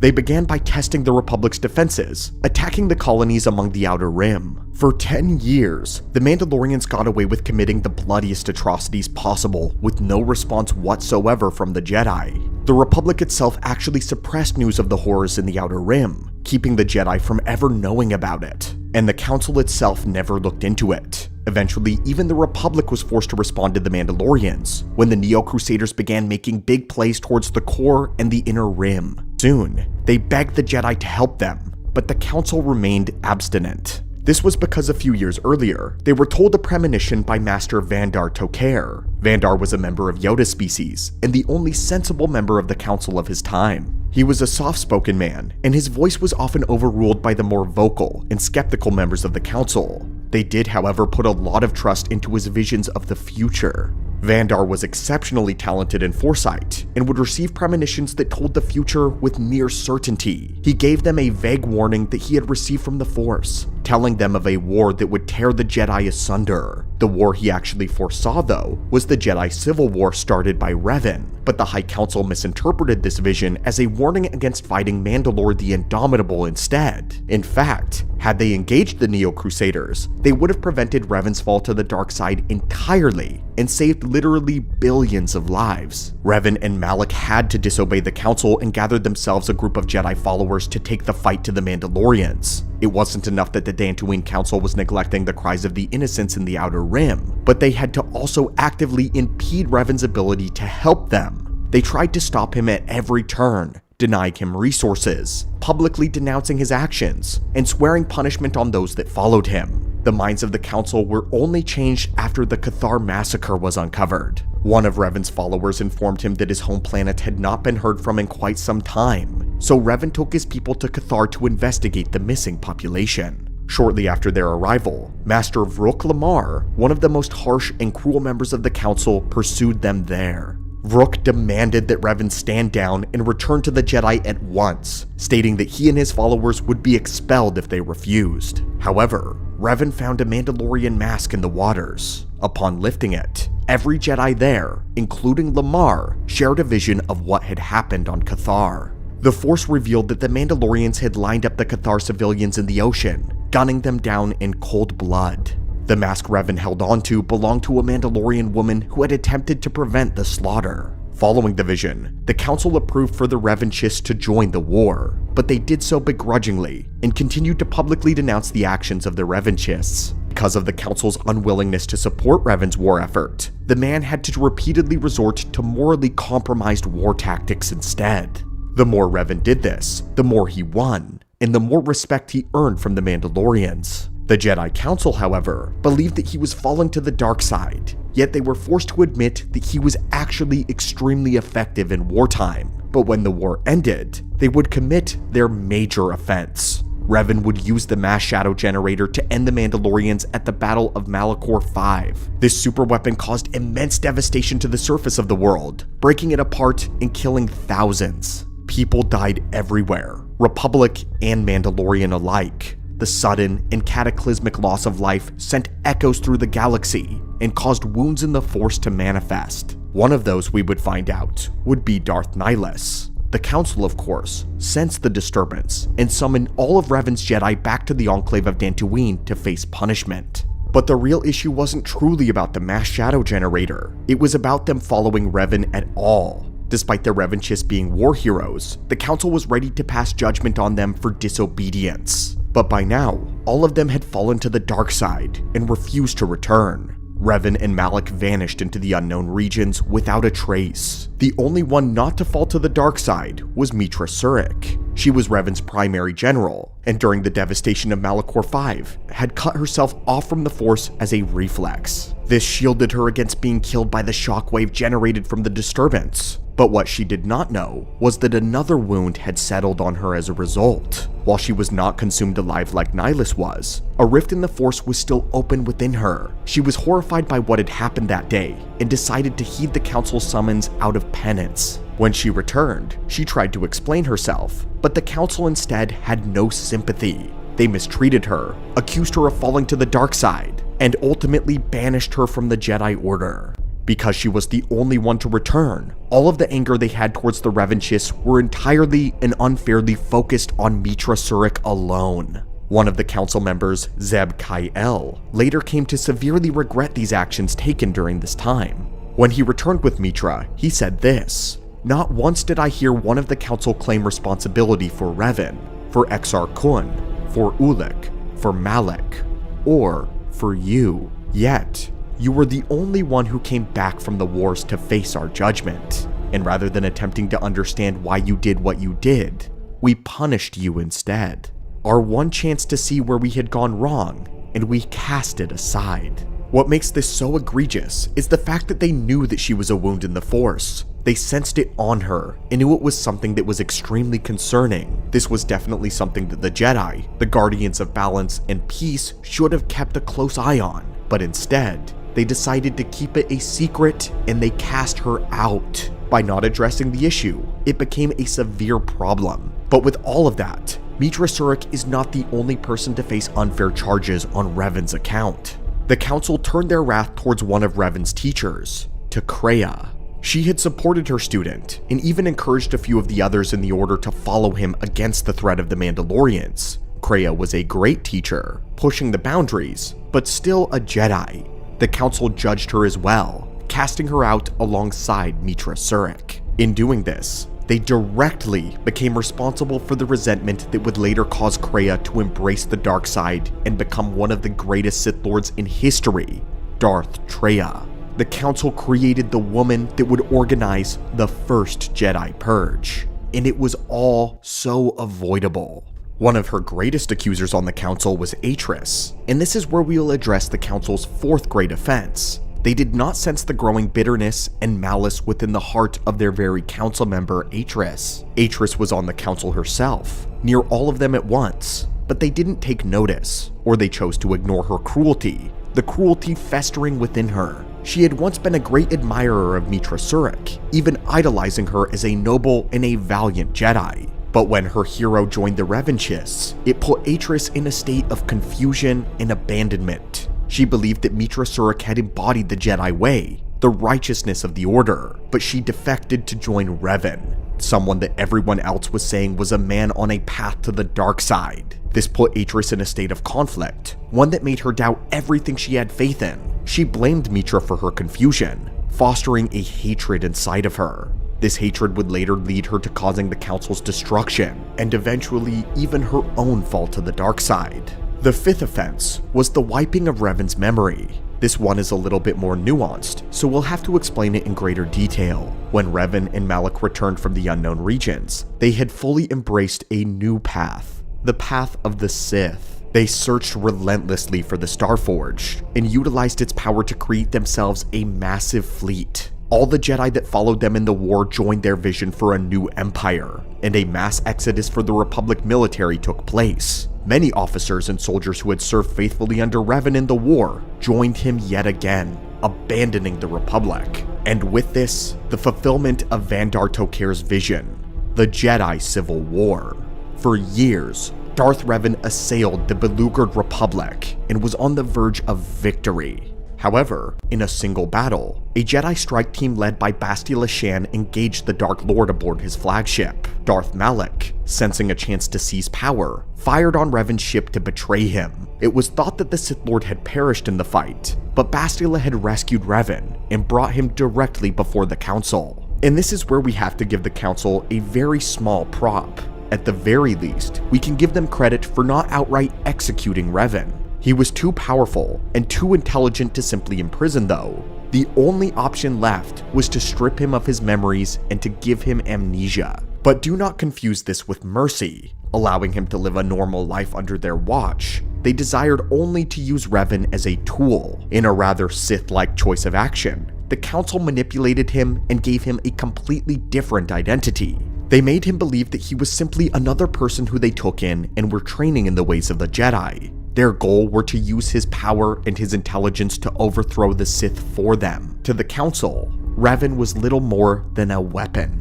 Council member SOUNDCLOUD would also later address this action. He firmly believed that the Council had committed an unspeakable crime against Revan, inserting a new identity into his mind. After Revan regained his memories, he still managed to choose the light and defeated Malak, also at the same time saving Bastila from the dark side. But despite rescuing the entire Republic from the Sith threat, the Jedi Council only smiled at him through gritted teeth. They gave him a seat on the Council, but Revan could read the room. Neither he nor his ideas were wanted. The seat was little more than a begrudging consolation prize, and the Masters did nothing to keep Revan from being scorned and mistreated by the rest of the members of the Order. The Jedi themselves harbored fear, anger, and resentment deep in their hearts. The final offense that we will bring up in this holocron happens much later in the timeline though. Revan chooses to journey back to the unknown regions in order to decipher what made him fall to the dark side originally, but Revan never returned from this exodus. In the 10 years since the Jedi Civil War, Traya, now Darth Traya, took over what remained of Revan's empire and created what is known as the Sith Triumvirate. She trained Darth Sion and Darth Nihilus in the deeper arts of evil, and together they began striking from the shadows, taking out pockets of Jedi. It began simple, with a few disappearances here and there. Then it progressively became entire groups of Jedi vanishing at a time. Nihilus was consuming their Force energy and leaving behind nothing but a husk. The Council panicked and was unable to locate their enemy. Master Atris decided to summon as many Jedi as she could to the planet of Qatar under the guise of discussing the best course of action for the Order. But here is her greatest crime. She leaked the location of the meeting in order to draw out their hidden enemy. Darth Nihilus could not resist that many Force wielders in one area at the same time, as he descended and consumed all life on the surface of Qatar. Most of the Jedi Order and the High Council would die there, including Vandar Tokare. But unfortunately, Atris was not present. She went into hiding, surrounding herself with Jedi and Sith holocrons that eventually drove her insane. What remained of the Order was less than 100 Jedi, all of them dispersing and fleeing into hiding. Even the Great High Council hid as well. And the greatest terror of all, they had absolutely no plan. The Jedi High Council literally decided to wait until they could see their enemy and for someone else to take care of it. When Meetra Surik returned to face off against the Sith Triumvirate, she tried to hunt down each remaining member of the Council in order to gain their aid. Each one barely lifted a finger to help, leaving her largely on her own. Even when she was rescuing Rook Lamar from a bad situation, he did nothing but complain and criticize her the entire time. Later, once they were all back together, their final act as a council was to make yet another terrible decision. They unveiled at last that Meetra Surik was a wound in the Force just like Nihilus. After having kept that a secret for so long, they waited until they were back together to confront Meetra. Combining their powers, they attempted to strip her of the Force again in order to seal the breach within her. Even SOUNDCLOUD, who had regretted so many of their actions, participated in this grand betrayal. However, they failed because they were not strong enough, and Traya took advantage. This marks the official dissolvement of the worst High Council in galactic history, as they were all drained of their life forces. So there you have it, my friends. The accused now stands before you with the prosecution laid bare. Suddenly, the Council of the Clone Wars doesn't seem so bad. They may have perpetuated dogmatic teachings, they may have been blinded by arrogance, but they never came close to being as vile or as cruel as the Dantooine Enclave Council. And that is why, by far, we believe that they are the worst Jedi Council to exist in all of Star Wars lore. But as the jury of this situation, what are your thoughts?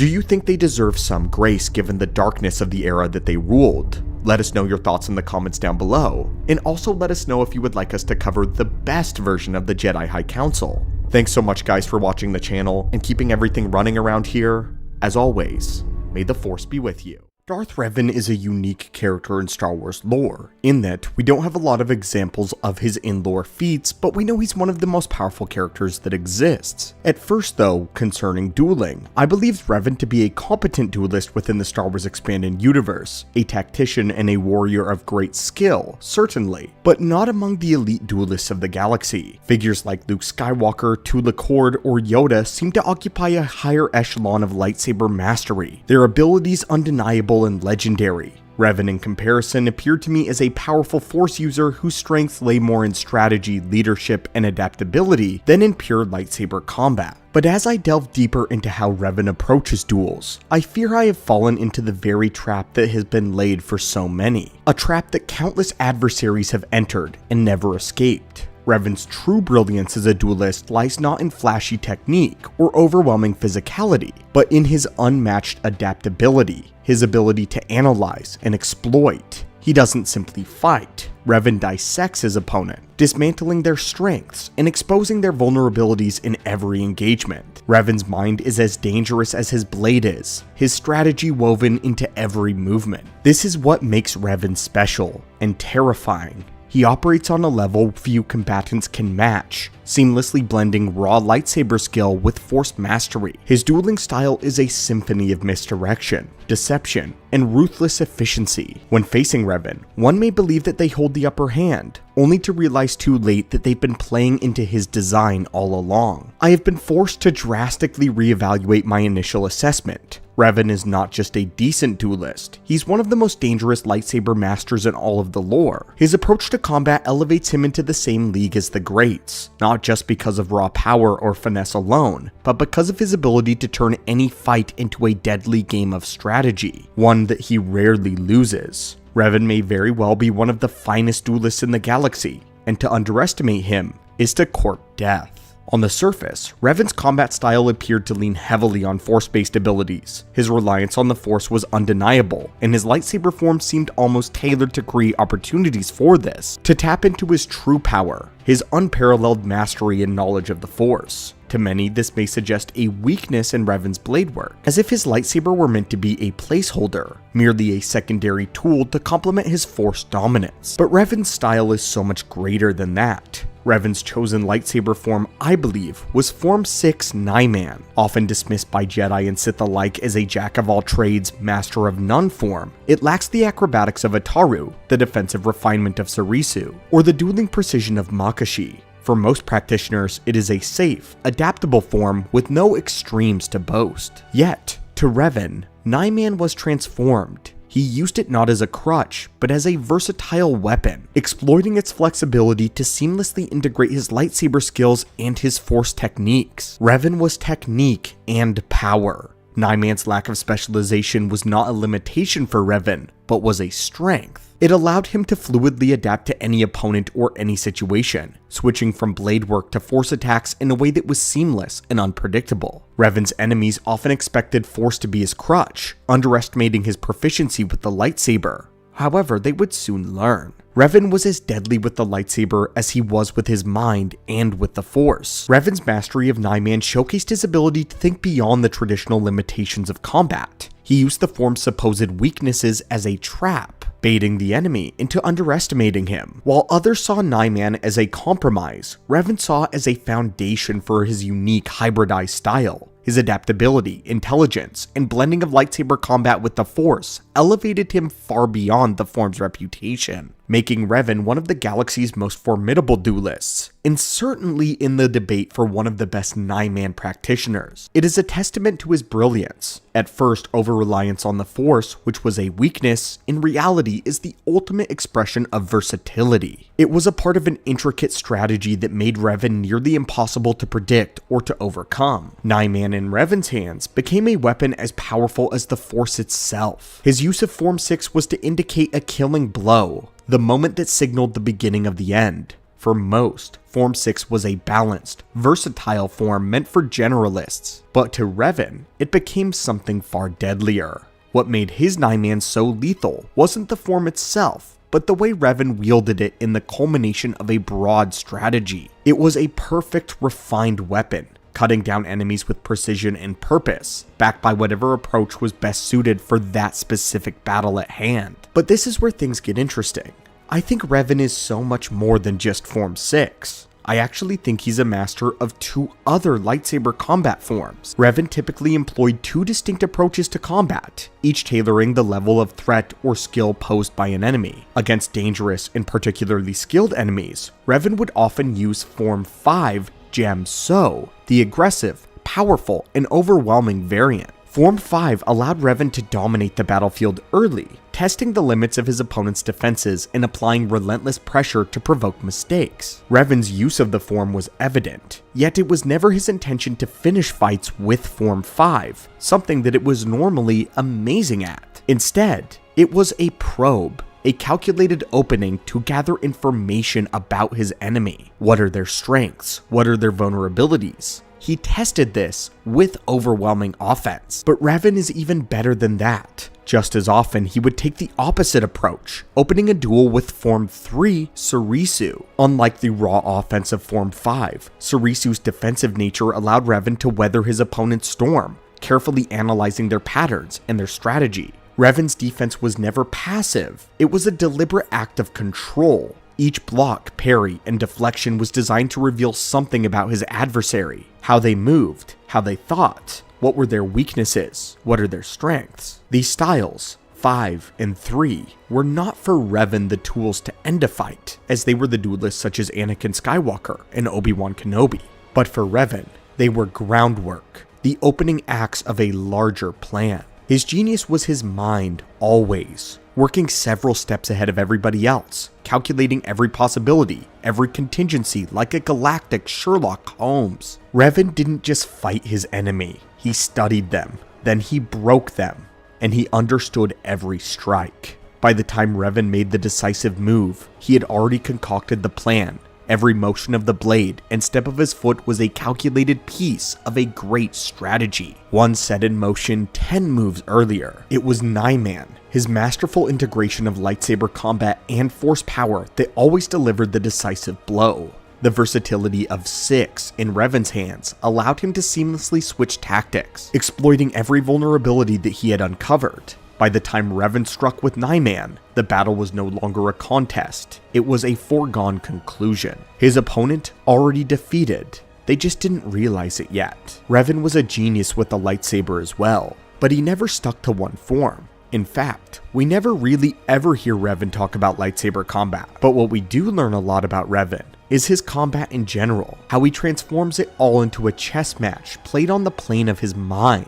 9-man was not a fallback nor a weakness. It was a finishing stroke, a weapon of precision that could adapt to any opponent or any style. Whether through the raw power of Form 5, the unbreakable defense of Form 3, or the deadly versatility of 9-man, Revan proved that his lightsaber skill, like his mind, were among the sharpest of the galaxy. Revan has always been a master at using tools and weapons at his disposal, a tactician who views combat more than just a contest of strength or skill. For Revan, the lightsaber and the Force were not separate, but 2 halves of the same whole, each informing and enhancing the other. This philosophy profoundly shaped his approach to battle, as his choice of Form 6 9-man was a style that perfectly suited the broader understanding of what it meant to be a warrior, and what it meant to use the Force. While many Jedi and Sith viewed the lightsaber as their primary weapon, and the Force as their secondary aid, Revan broke this rule too, seeing no such division.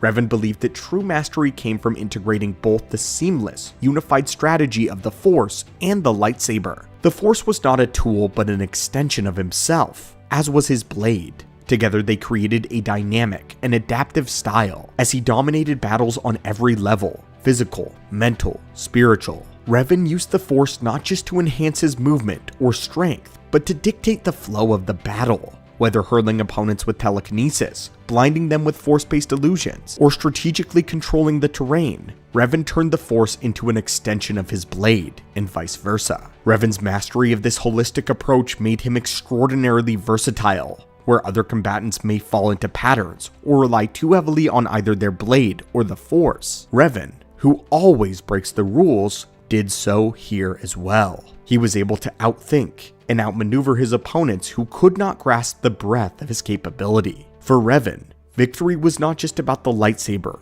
or the Force. It was about doing anything he could to dismantle his enemy. When Obi-Wan Kenobi places a lightsaber in Anakin Skywalker's hands, he tells him something simple. He tells him that the weapon is his life. For most Jedi, that idea is sacred. The lightsaber becomes an anchor, a constant, a single thread tying those to who they become. Beliefs may change, wisdom may deepen, but the blade remains unchanged, as if to say that the path itself was always fixed. It is Revan who stands almost alone in quiet rejection of that idea. To some, it may seem like Revan does not honor the lightsaber at all. He builds one, then he abandons it. He changes colors, he changes designs. He leaves weapons behind not because they fail him, but because he outgrows them. At a glance, it looks like inconsistency, instability even. But the truth is more dangerous and revealing. Revan honored the lightsaber more than almost any other Force wielder in history, because Revan believed Obi-Wan's words meant something different. Revan did not believe your life was something you defined once and then carried with you forever. Revan believed that life was a process of becoming, and that if a lightsaber truly reflected its wielder, then it must change when the wielder does. Revan never viewed the Force as something you master or move on from. He saw it as a living relationship, one that evolves, fractures, deepens, and reshapes. War changed that relationship. Power changed it later.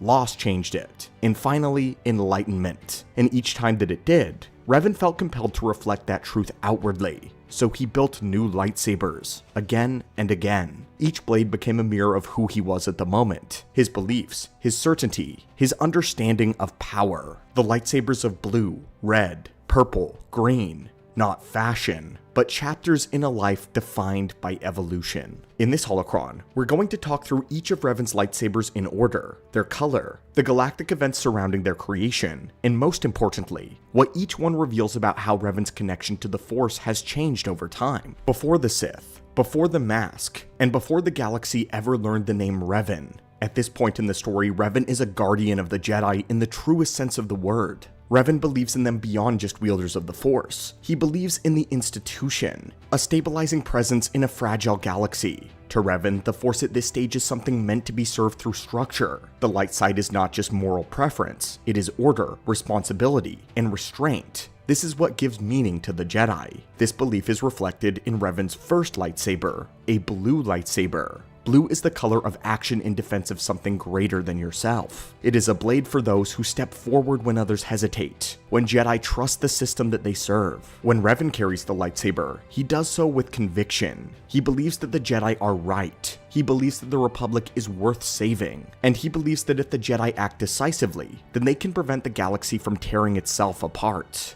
But then the Mandalorian Wars destroyed everything about that belief. As the Mandalorians carve their way across the Outer Rim, Revan watches worlds burn while the Jedi Council debates philosophy. Entire systems fall while the Order hesitates, paralyzed by fear of the dark side rather than fear of their annihilation. To Revan, this is not wisdom, it's abandonment. When he defies the Council and leads the Jedi into the war, it is not out of ambition, it is out of responsibility. Revan believes that someone has to act, someone has to protect the Republic, and if the Jedi refuse to step into the darkness of war, then Revan will. But war changes him. Every one of his victories costs lives, every decision hardens him, and the Force begins to flow differently. Not because Revan seeks the dark side, but because the dark side answers the kind of power that war demands. Ruthless calculation, and Revan's connection deepens even as his faith fractures. By the time the Mandalorian Wars reach their conclusion, Revan is no longer the Jedi that he once was. The blue lightsaber he carries no longer represents who he has become. It reminds him of a faith that has failed, of a council that chose inaction, of ideals that could not survive reality. So Revan does something few Jedi ever do.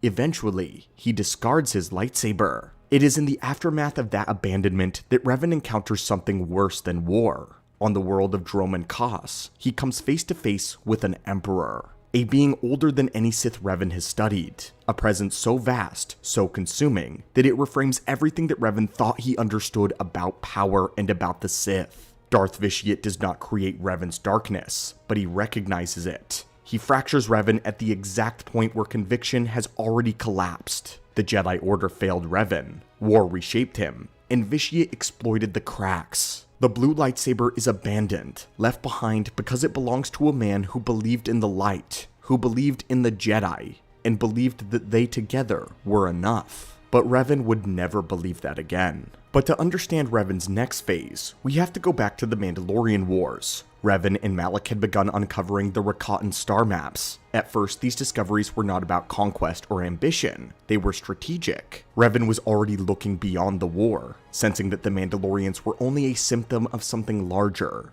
a deeper threat waiting beyond known space. That search would lead the Jedi to Vitiate. When Revan and Malak encountered Vitiate, they were not converted in the traditional sense. They were overwhelmed, subjugated by a mind far older and more powerful than anything Revan had ever experienced. Vitiate did not teach Revan the dark side, he imposed it. He bent Revan's will and turned him into a weapon aimed back at the Republic. At this stage, Revan's darkness is raw, absolute. This is the era of the pure red lightsaber. But Vitiate's control over Revan was never absolute. Under his domination, Revan continued to think, to analyze, and as Revan and Malak continued uncovering the remaining star maps, something changed. The knowledge they were gathering did not come from Vitiate. It came from the Rakatan Infinite Empire, from an older, colder understanding of the Force. When Revan and Malak finally located the Starforge, that balance shifted. The Starforge was intoxicating, not just because of its output, but because of what it represented. Infinite creation, and to Revan, infinite leverage over Vitiate. A source of power that did not require his obedience to a greater one. For the first time since Roman Kos, Revan stood before something that allowed him to act independently. It is here that Revan truly breaks free of the psychological dominance of Vitiate. The Starforge gives Revan a choice, and with that choice came new clarity. Revan realized that Vitiate was not a master to serve, but a threat to be opposed. The Emperor didn't want order, he wanted destruction, and Revan rejected that. But what he did not reject was the dark side. Instead, Revan reshaped it. This is the point where Revan's darkness becomes far more complex. Freed from Vitiate's direct control, Revan begins constructing his own philosophy, one that borrows selectively from his Jedi past, their structure, and their discipline, even a warped sense of fairness. Power would still rule, but it would be organized, directed towards long-term survival rather than endless obliteration. This is where the shift towards another color represents itself, the crystal color of purple. The amethyst blade is a reflection of Revan's evolving relationship with the Force. His darkness is no longer fueled purely by domination or rage, but it is tempered by memory, from strategic restraint. His Jedi principles do not disappear, but they are absorbed, reframed, and enforced with new Sith authority. The purple is a synthesis, a Dark Lord who understands restraint, a Sith who believes chaos must be controlled, a ruler who values structure over indulgence. Darth Malak does not make the same transition. Where Revan evolves, Malak actually simplifies. Hunger replaces Malak's vision. Ego replaces his discipline. Malak remains red, while Revan moves on into something more ambitious, and to some, more dangerous. By the time Revan stands as a Dark Lord commanding fleets forged by the Starforge, he is no longer Vitiate's servant. He's something worse to the galaxy. A Sith who believes he is totally right. But Revan does not remain in the dark. But his path towards redemption also does not begin with the light side calling him back. It begins in an unlikely place. It begins with Malak. At the height of his power, Revan is winning. The Starforge is under his command. His fleet seems unstoppable. The Republic is collapsing exactly as he predicted that it would. If there was ever a moment where Revan would believe his conclusions had been proven correct, this was it. And then his apprentice turns on him. Malak's betrayal is sudden and unceremonious, a Sith striking down at his master not out of ideology or necessity, but out of hunger and jealousy. In that moment, Revan's vision fractures, not because he was defeated by a Jedi or exposed as morally incorrect, but because he falls victim to the very system that he believed that he could control. The Sith way was never going to produce order, it was only going to end in replacement. Revan is captured, broken, and delivered to the Jedi High Council. But they don't execute him. Instead, they make a decision that reshapes the rest of his life and the galaxy. They erase his memories. They can't break his intelligence, but the experiences and conclusions that turned him into Revan, they can erase, they can bury. And what remains is something rare. A mind capable of extraordinary power, stripped of ideology that once justified its use. Revan is retrained on Dantooine, as he begins to act in familiar ways without knowing it. He steps into danger when others hesitate. He takes responsibility for outcomes. He intervenes where inaction causes suffering. The same impulse that once drove him into the Mandalorian Wars is still there, but now it exists without certainty, without the belief that he alone has the right to decide the fate of the stars. When his memories finally return, redemption does not arrive automatically. Revan remembers everything. He remembers the Starforge, the belief that domination was necessary, the conviction that order justified his control. But for the first time, he is able to look at those conclusions from the outside. This is the moment that defines Revan. He never denies who he was, or even excuses it. But he does not blame the Jedi either, the Sith, or even the Force. He accepts it. However logical it seemed at the time, it ultimately led to devastation. That intelligence and foresight did not grant him the right to rule, so instead of doubling down, Revan does something different. Revan rejects his own conclusions, and this rejection is his redemption. Revan does not abandon his strength, but he abandons the idea that strength entitles him to victory and to command. And this is why the green lightsaber matters. The emerald blade to Revan does not represent a return to faith in the Jedi. That faith is never restored. Revan understands the Council too well. He sees their fear and their hesitation, their willingness to manipulate him when it suits their needs. He does not surrender his judgment to them ever again. Instead, green represents a commitment to something greater, to the Force, the ability to wield power without domination. What is most fascinating about Revan's redeemed lightsaber, though, is its hilt, the design language of the Starforge. Revan does not erase what he has learned as a Sith. He does not pretend he was never capable of being a tyrant. He carries that knowledge forward consciously.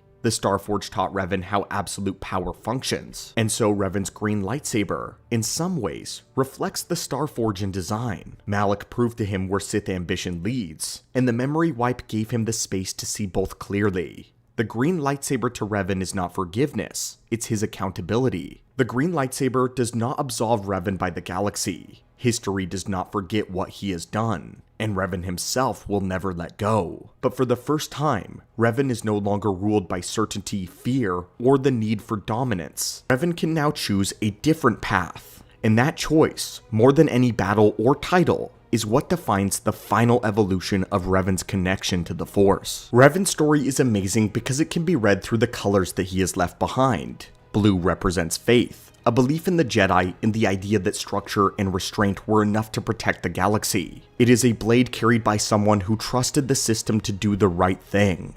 Red is what happens when that faith collapses under war and necessity. It is power taken by force, supremacy embraced, a belief that order can be imposed, and that the one strong enough to do it should be the one to rule. Purple is where Revan becomes fascinating. This isn't redemption, it's not confusion, but it's complexity. A Dark Lord of the Sith who allows Jedi teachings to bleed into his philosophy, structure, and discipline, even a warped sense of fairness. And unlike so many who walk this path, Revan doesn't lie to himself. He knows exactly what he is doing.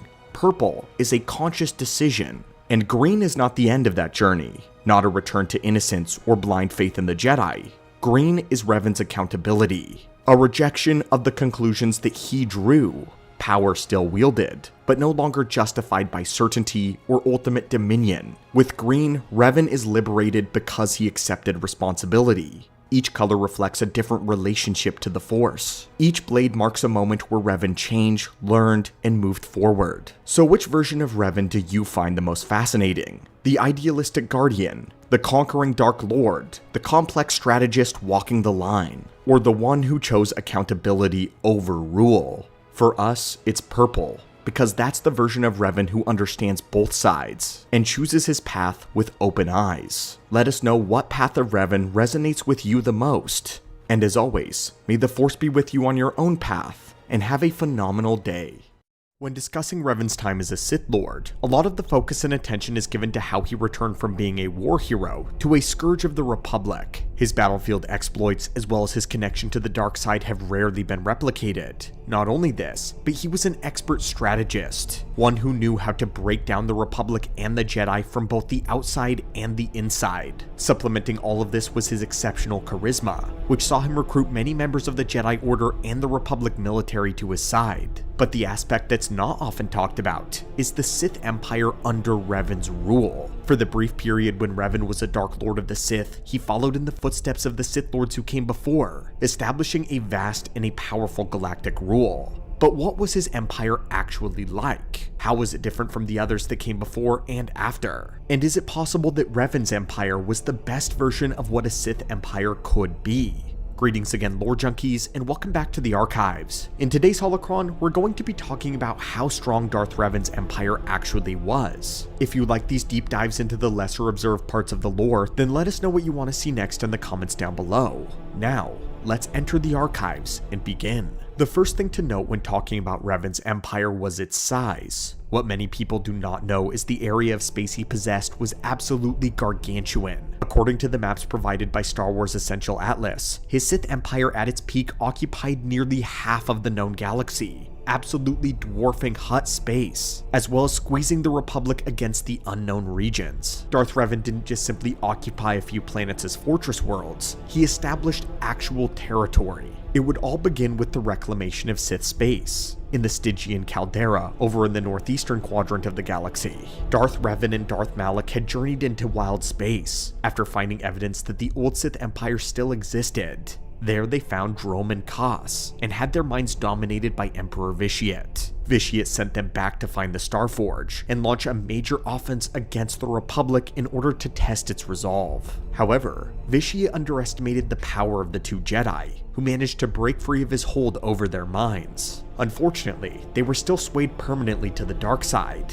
Although they had no memories of Vitiate, they still believed it was their idea and their mission to find the Starforge and bring the Republic to its knees. This took them on a journey throughout several worlds to find star maps left behind by the ancient race of the Rakata, and that's when they went to Korriban, the ancestral homeworld of the Sith. It was there that Darth Revan discovered that a Sith Academy was still functioning on the planet. It had been established by the Dark Lord Exar Kun some 40 years earlier. But after Exar's defeat, the Jedi didn't bother to go and shut down the Academy, believing that without their leader, they were of no consequence and would simply kill each other off. But the Jedi were wrong.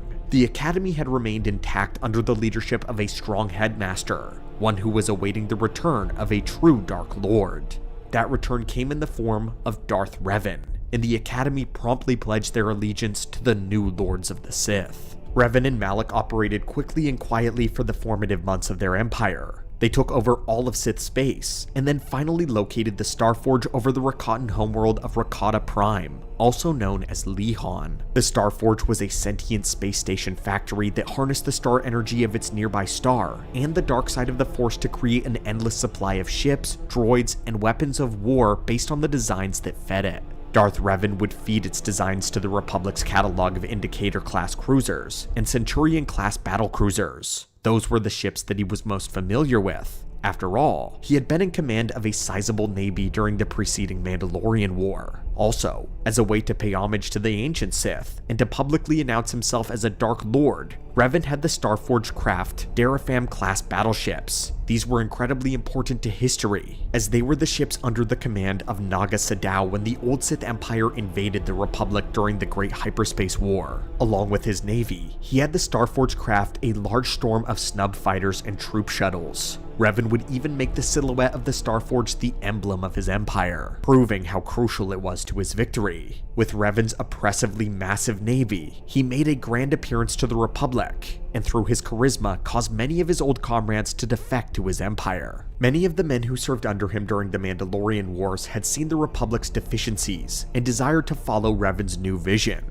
This would include a surprising number of Jedi as well, all of whom were shipped off to the Korriban Academy to become Dark Jedi or Sith. Revan proceeded to have his assassins and agents infiltrate the Republic on all levels, sabotaging war efforts and swaying even more people to his side in his grand empire. Revan would capture some of his old Jedi friends, torture them, forcing them to embrace the dark side. As his influence grew into the unknown regions, Revan began his assault on the Republic. But unlike the Sith Lords of the past, Revan had a very different approach to this war. For the first time in galactic history, his Sith Empire was going to actually capture and hold territory. Many of those who waged war against the Republic in the past would capture planets only as a way to push the front lines. Their ultimate goal was to create a supply chain that would allow them to capture Coruscant directly, to bring down the capital. But Revan's approach was different. His captured territories weren't just prisoners of war, they would be absorbed into his ever-growing empire. So his war was not just one of wanton destruction, but of true conquest. Darth Revan didn't actually want to destroy the Republic, he wanted to remake it. He saw the Jedi and the institution they served as weak and failing.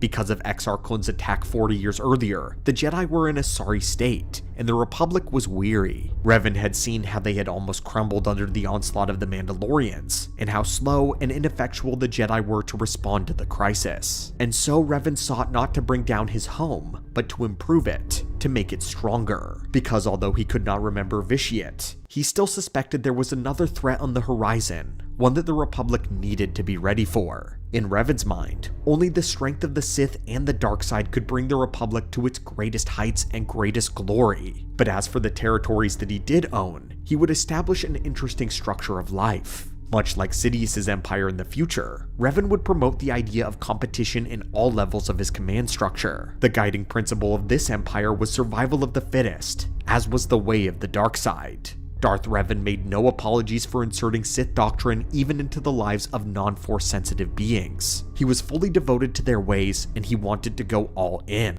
He had seen during the Mandalorian Wars how only struggle will breed success, and how one had to be brought to a place where they were willing to do anything to survive and to win. And once they achieved that, evolution could take place. This was the essence of the Code of the Sith. Even the lowliest grunts were encouraged to compete for positions of power through any means necessary. While this method of promotion created a tense and a divisive system of governance, it nevertheless ensured a powerful and a capable military. And while this was something that made Sidious's empire very weak, Revan, as the supreme ruler, stepped up and made his presence a lot more known. It was Revan's charisma that kept all of his minions in line, and his frequent shows of power and competency that maintained their fear and their respect for him.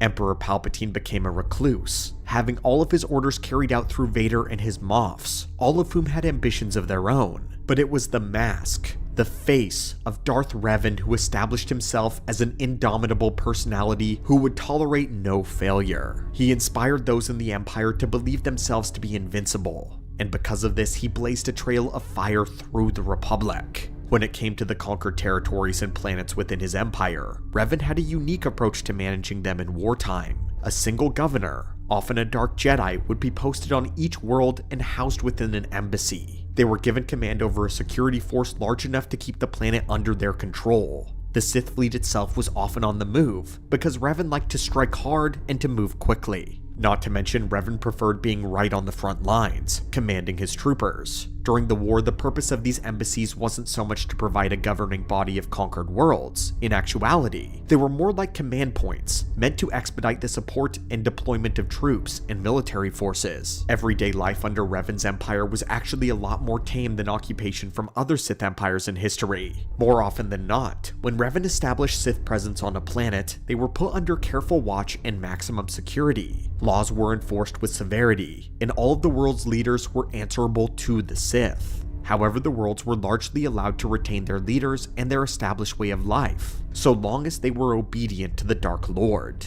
If a leader proved to be an issue, they were removed from that position and a puppet figure was established by the Empire. Usually the best of the Sith troopers were kept on the front lines, and the security forces on the occupied planets were there to ensure that the citizens did not cause problems, especially those that would take Imperial resources off of the war front. So Revan's empire was incredibly strict on cracking down on insurgency and political unrest. Unfortunately, although we looked, we don't have a lot of information about the day-to-day life of an Imperial citizen under Revan. mostly because his empire lasted a grand total of 4 years. In Knights of the Old Republic, the closest thing we get to what Imperial life was like is when we explore Terrace. However, that planet already had its own social issues, and it was put under quarantine by Darth Malak, who was hunting Bastila Shan. So the severity of the Sith's occupation of Terrace during that time isn't exactly an accurate representation of what it would have been like under Revan on other worlds. Despite how tough of a leader Revan was though, he was a lot more fair than other Lords of the Sith had been. And I think it would have been interesting to see what kind of a society he would have eventually imposed if he had gotten control of the Republic, or if his empire had lasted long enough for him to make widespread changes. But as it so happens, the worlds under his banner were more like conquered territories with Sith presence established and as their governing leaders, rather than a lot of the cruelty that we see in the Ancient Empire as well as Sidious's empire. Most citizens' lives didn't really seem to change much, so long as they kept their heads down and didn't cause issues for Revan. As we mentioned, his empire was absolutely massive. In just a few years, Revan had conquered a portion of the known galaxy comparable to the size of the Republic itself. In that day of 3,959 BBY, the Republic had explored only so much of the galaxy, with most of their expansion being in the eastern side. A lot of the Outer Rim territory to the north and south remained unknown. Revan held most of the northeastern and the eastern sides of the galaxy with his territory, with it even extending down over into Hutt space and nearly consuming it. Based on the star maps, Revan is actually the third largest Sith empire in galactic history, beaten only by Vitiate, who controlled half of the larger known galaxy by the start of the Cold War, and of course beaten by Palpatine, who owned the entire known galaxy. There were also 3 isolated blotches of space dangerously close to the core that were under Revan's control as well. He owned a strip of hyperspace from the Yag Dol to Fondor, directly beneath the core in the Inner Rim. East of that in the colonies, he had another strip of hyperspace which included Gamor, Alatine, and Chardan. And then directly within the core itself, Revan had Duro, Corellia, and Rendili. All 3 of those had been founding planets of the Republic itself. This poised him to launch a deadly attack directly at Coruscant. Had it not been for Malak's betrayal and the Jedi wiping his memory, Revan would have soundly defeated the Republic within a matter of weeks after this point. Revan had one of the most successful runs as a supreme leader in galactic history. In fact, in many ways, we would consider him to be more successful than even Vitiate's empire based on some of these following factors. Both of them controlled half of the known galaxy. However, it took 20 years of excruciating war for Vitiate to accomplish this, while Revan only needed 3 years. By the end of the Great Galactic War, the reconstituted Sith Empire did manage to defeat the Republic, but they called for a ceasefire and lived alongside them in the galaxy. Revan, however, was poised to bring down the Republic entirely, transforming it into his own vision. Revan was preparing to build a new civilization. From the warforges of the Starforge came endless fleets. Revan scientists and engineers blended Rakatan and Republic technologies to create ships that could manufacture their own ammunition, repair themselves in combat, and replenish their ranks without supply lines. His empire's military infrastructure was unparalleled, a synthesis of the Republic's discipline, Mandalorian tenacity, and Sith ruthlessness. Entire worlds like Korriban, Lehon, and even Terrace were transformed into industrial and military hubs, feeding an ever-expanding war machine that threatened to envelop the galaxy. And yet, at the heart of that machine stood Revan, the Dark Lord who saw every victory not as conquest, but as refinement. Revan imposed a strict doctrine where failure was death and success was transcendence, believing the Empire's evolution depended on constant struggles. His soldiers and Empire worshipped him not as a tyrant, but as a living ideal, the ultimate union of Jedi and Sith. Under Darth Revan, the Sith code was not whispered in secrecy, it was law. The galaxy trembled not because his fleets or because of his armies, but because of his vision and what it promised. Had Revan not been betrayed by Malak, the Republic's fall would not have been an end. It would have been the dawn of a new Sith Golden Age, an empire forged by Revan's will, destined to last 1,000 generations. But we of course want to know what you think. Had you wondered what Revan's empire was actually like, and would you have wanted to see it live longer? Thank you guys so much for watching and supporting the channel. Your input is what brings this all together. In the vast histories of the Star Wars universe, countless Jedi and Sith have risen and fallen, but few relationships are as layered or as tragic as the one between Traya and her most infamous student, Revan.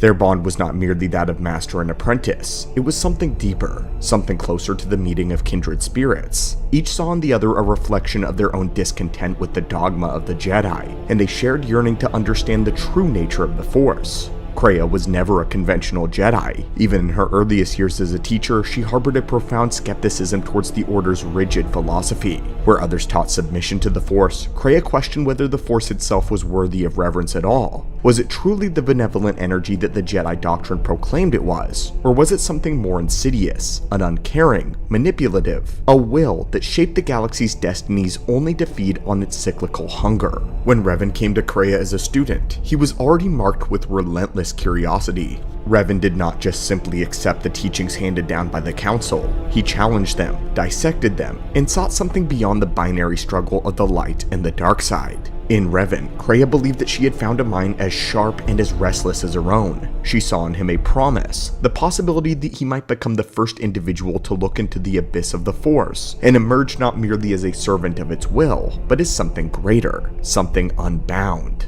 The promise of Revan being more than an apprentice. To understand Traya's fascination with Revan, we must first understand what made him so different from the other Jedi of this generation. Even before the Mandalorian Wars broke out, Revan possessed a rare charisma, a force of personality so potent that others were drawn to him almost instinctively. But charisma alone did not define Revan. What truly set him apart was the depth of his insight and his skill in the Force. Revan never shielded away from any difficult questions whatsoever. Where most Jedi learned to avoid contemplating the nature of the dark side, Revan was willing to study it dispassionately, to weigh its truths against the Jedi's dogma. Revan believed that knowledge, all knowledge, was worth pursuing, even if it meant venturing into forbidden territory. To Revan, ignorance was never a virtue. For Traya, though, this was more than admirable, it was essential. She believed the Jedi Council's insistence on blind obedience stifled true wisdom and progression.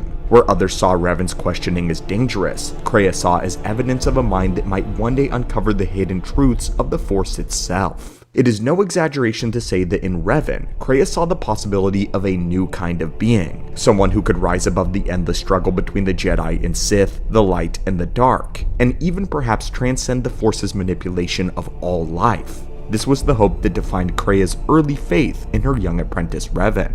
But then came the Mandalorian Wars, the crucible in which Revan's legend and his fall would be forever forged. When the Mandalorians invaded Republic space, the Council wanted to use patience and restraint. They believed the Force would provide guidance in time, that direct intervention would only worsen the war. But to Revan, inaction was cowardice. He could not stand by and watch his worlds burned, and billions of beings suffered while the Council hid behind the illusion of moral superiority. Many Jedi shared the Council's fear that Revan's crusade would lead him directly into the path of the dark side. But Traya did not share this belief. To Traya, Revan's defiance was not simply arrogance of youth, it was an essential first step towards rejecting the complacency, the stagnation that had infected the Jedi Order. To Traya, this war was never about military glory, it was about forging a will strong enough to challenge the cosmic tyranny of not the Jedi or the Sith, but the Force. Revan's decision to fight the Mandalorians was a moment of pure transformation, a sign that he might become something no Jedi had ever dared to be. Truly free. And so Traya supported her student, even as the Council condemned him. In her private reflection, she saw Revan's crusade as the necessary forging of a spirit unafraid to question everything. But the path that began in righteous defiance would end in total darkness. Revan's victory on Malak 5 was decisive, but it was also catastrophic. In the final battle, Revan deployed the Mass Shadow Generator, an immense superweapon that tore apart the planet's crust, annihilating both Mandalorian and Republic forces in their entirety. The cost of life was beyond counting, but more than that, something in Revan's spirit was irrevocably transformed and broken. In the aftermath, Revan vanished deep into the unknown regions, and when he returned, it was not as a conquering hero, but as a dark lord of the Sith. With Darth Malak at his side, Revan launched a campaign to crush the Republic, wielding the Starforge now, and the power of the ancient Rakatan species as instruments of pure conquest. This was the moment that changed Traya's understanding of her student. She believed that Revan's defiance of the Jedi was a rejection of all dogma, a step towards true liberation. Instead, now she saw that Revan had simply replaced one form of servitude with another. Yet even then, she did not condemn him. She was fascinated even more. What had he seen beyond the edge of known space? What knowledge had transformed his vision of the galaxy so that he would choose to become the very thing that he once opposed? This was the question. In the years that followed, Traya's curiosity became obsession. She was not content to dismiss Revan's fall as weakness or corruption. She needed to understand what he had discovered in the Force. What secrets had the unknown regions revealed to her former apprentice? What truths lay hidden within the Sith teachings that could turn a would-be liberator into a tyrant? Was it possible that Revan's conquest was not simply a lust for power, but a means for a greater end? These questions consumed Traya, and when the Council confronted her, accusing her of corrupting Revan, of teaching him to question too much, Traya would be officially exiled, deemed too dangerous, her heresy too great. Betrayed by the very order she had once served, Traya's bitterness deepened. But more importantly, her conviction crystallized. The Force itself was the enemy, the hidden puppeteer guiding all life towards the endless cycle of conflict.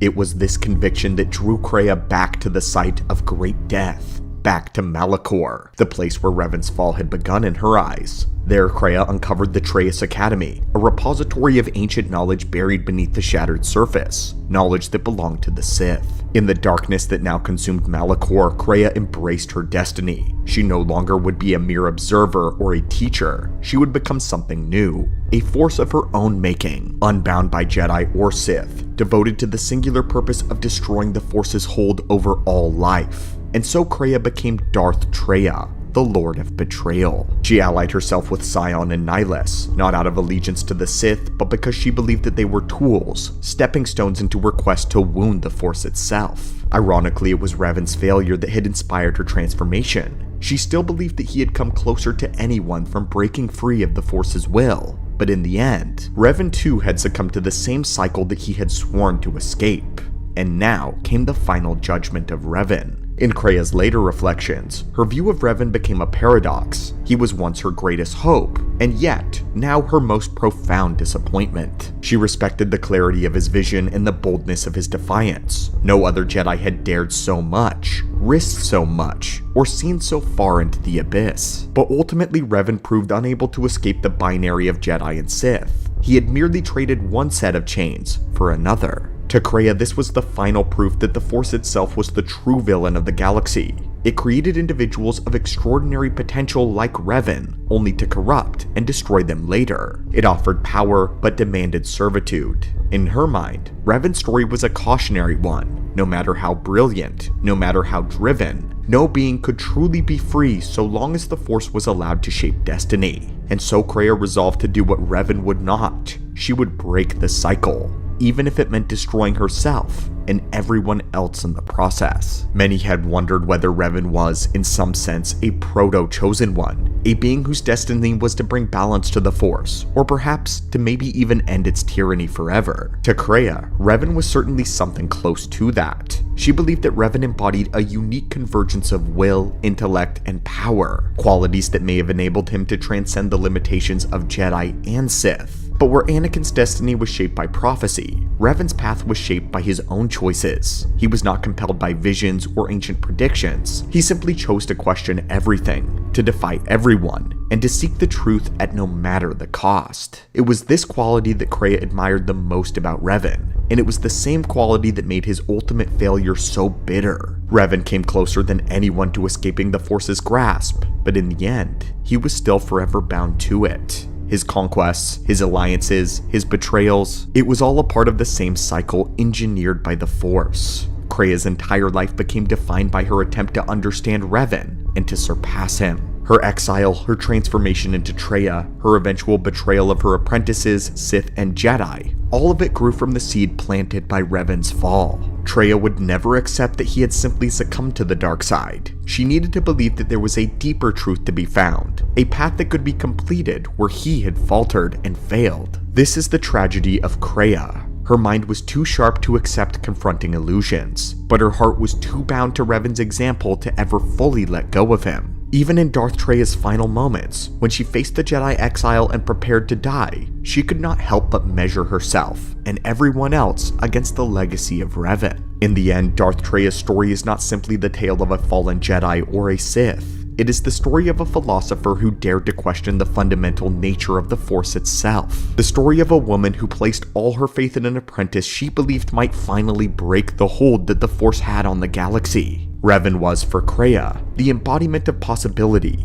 He was the promise that the cycle could end, that knowledge and will could transcend destiny. But he was also the embodiment of failure, a reminder that even the greatest minds and the strongest spirits could not escape the design of the Force. And so Traya resolved to do what Revan could not. She would become a wound. She would shatter the illusion of the Jedi and the Sith. She would expose the Force itself as the true oppressor, and in doing that, she would finally be free. But perhaps the most haunting truth of all of this is, even as she condemned the Force, even as she sought to destroy it, Traya always remained its instrument. Her life and her death were as much a part of the endless cycle as Revan's crusade had been. In the end, neither she nor Revan could ever truly escape. And perhaps this is why their story still resonates, because it reminds us that even those who see the truth are not always strong enough to defy it.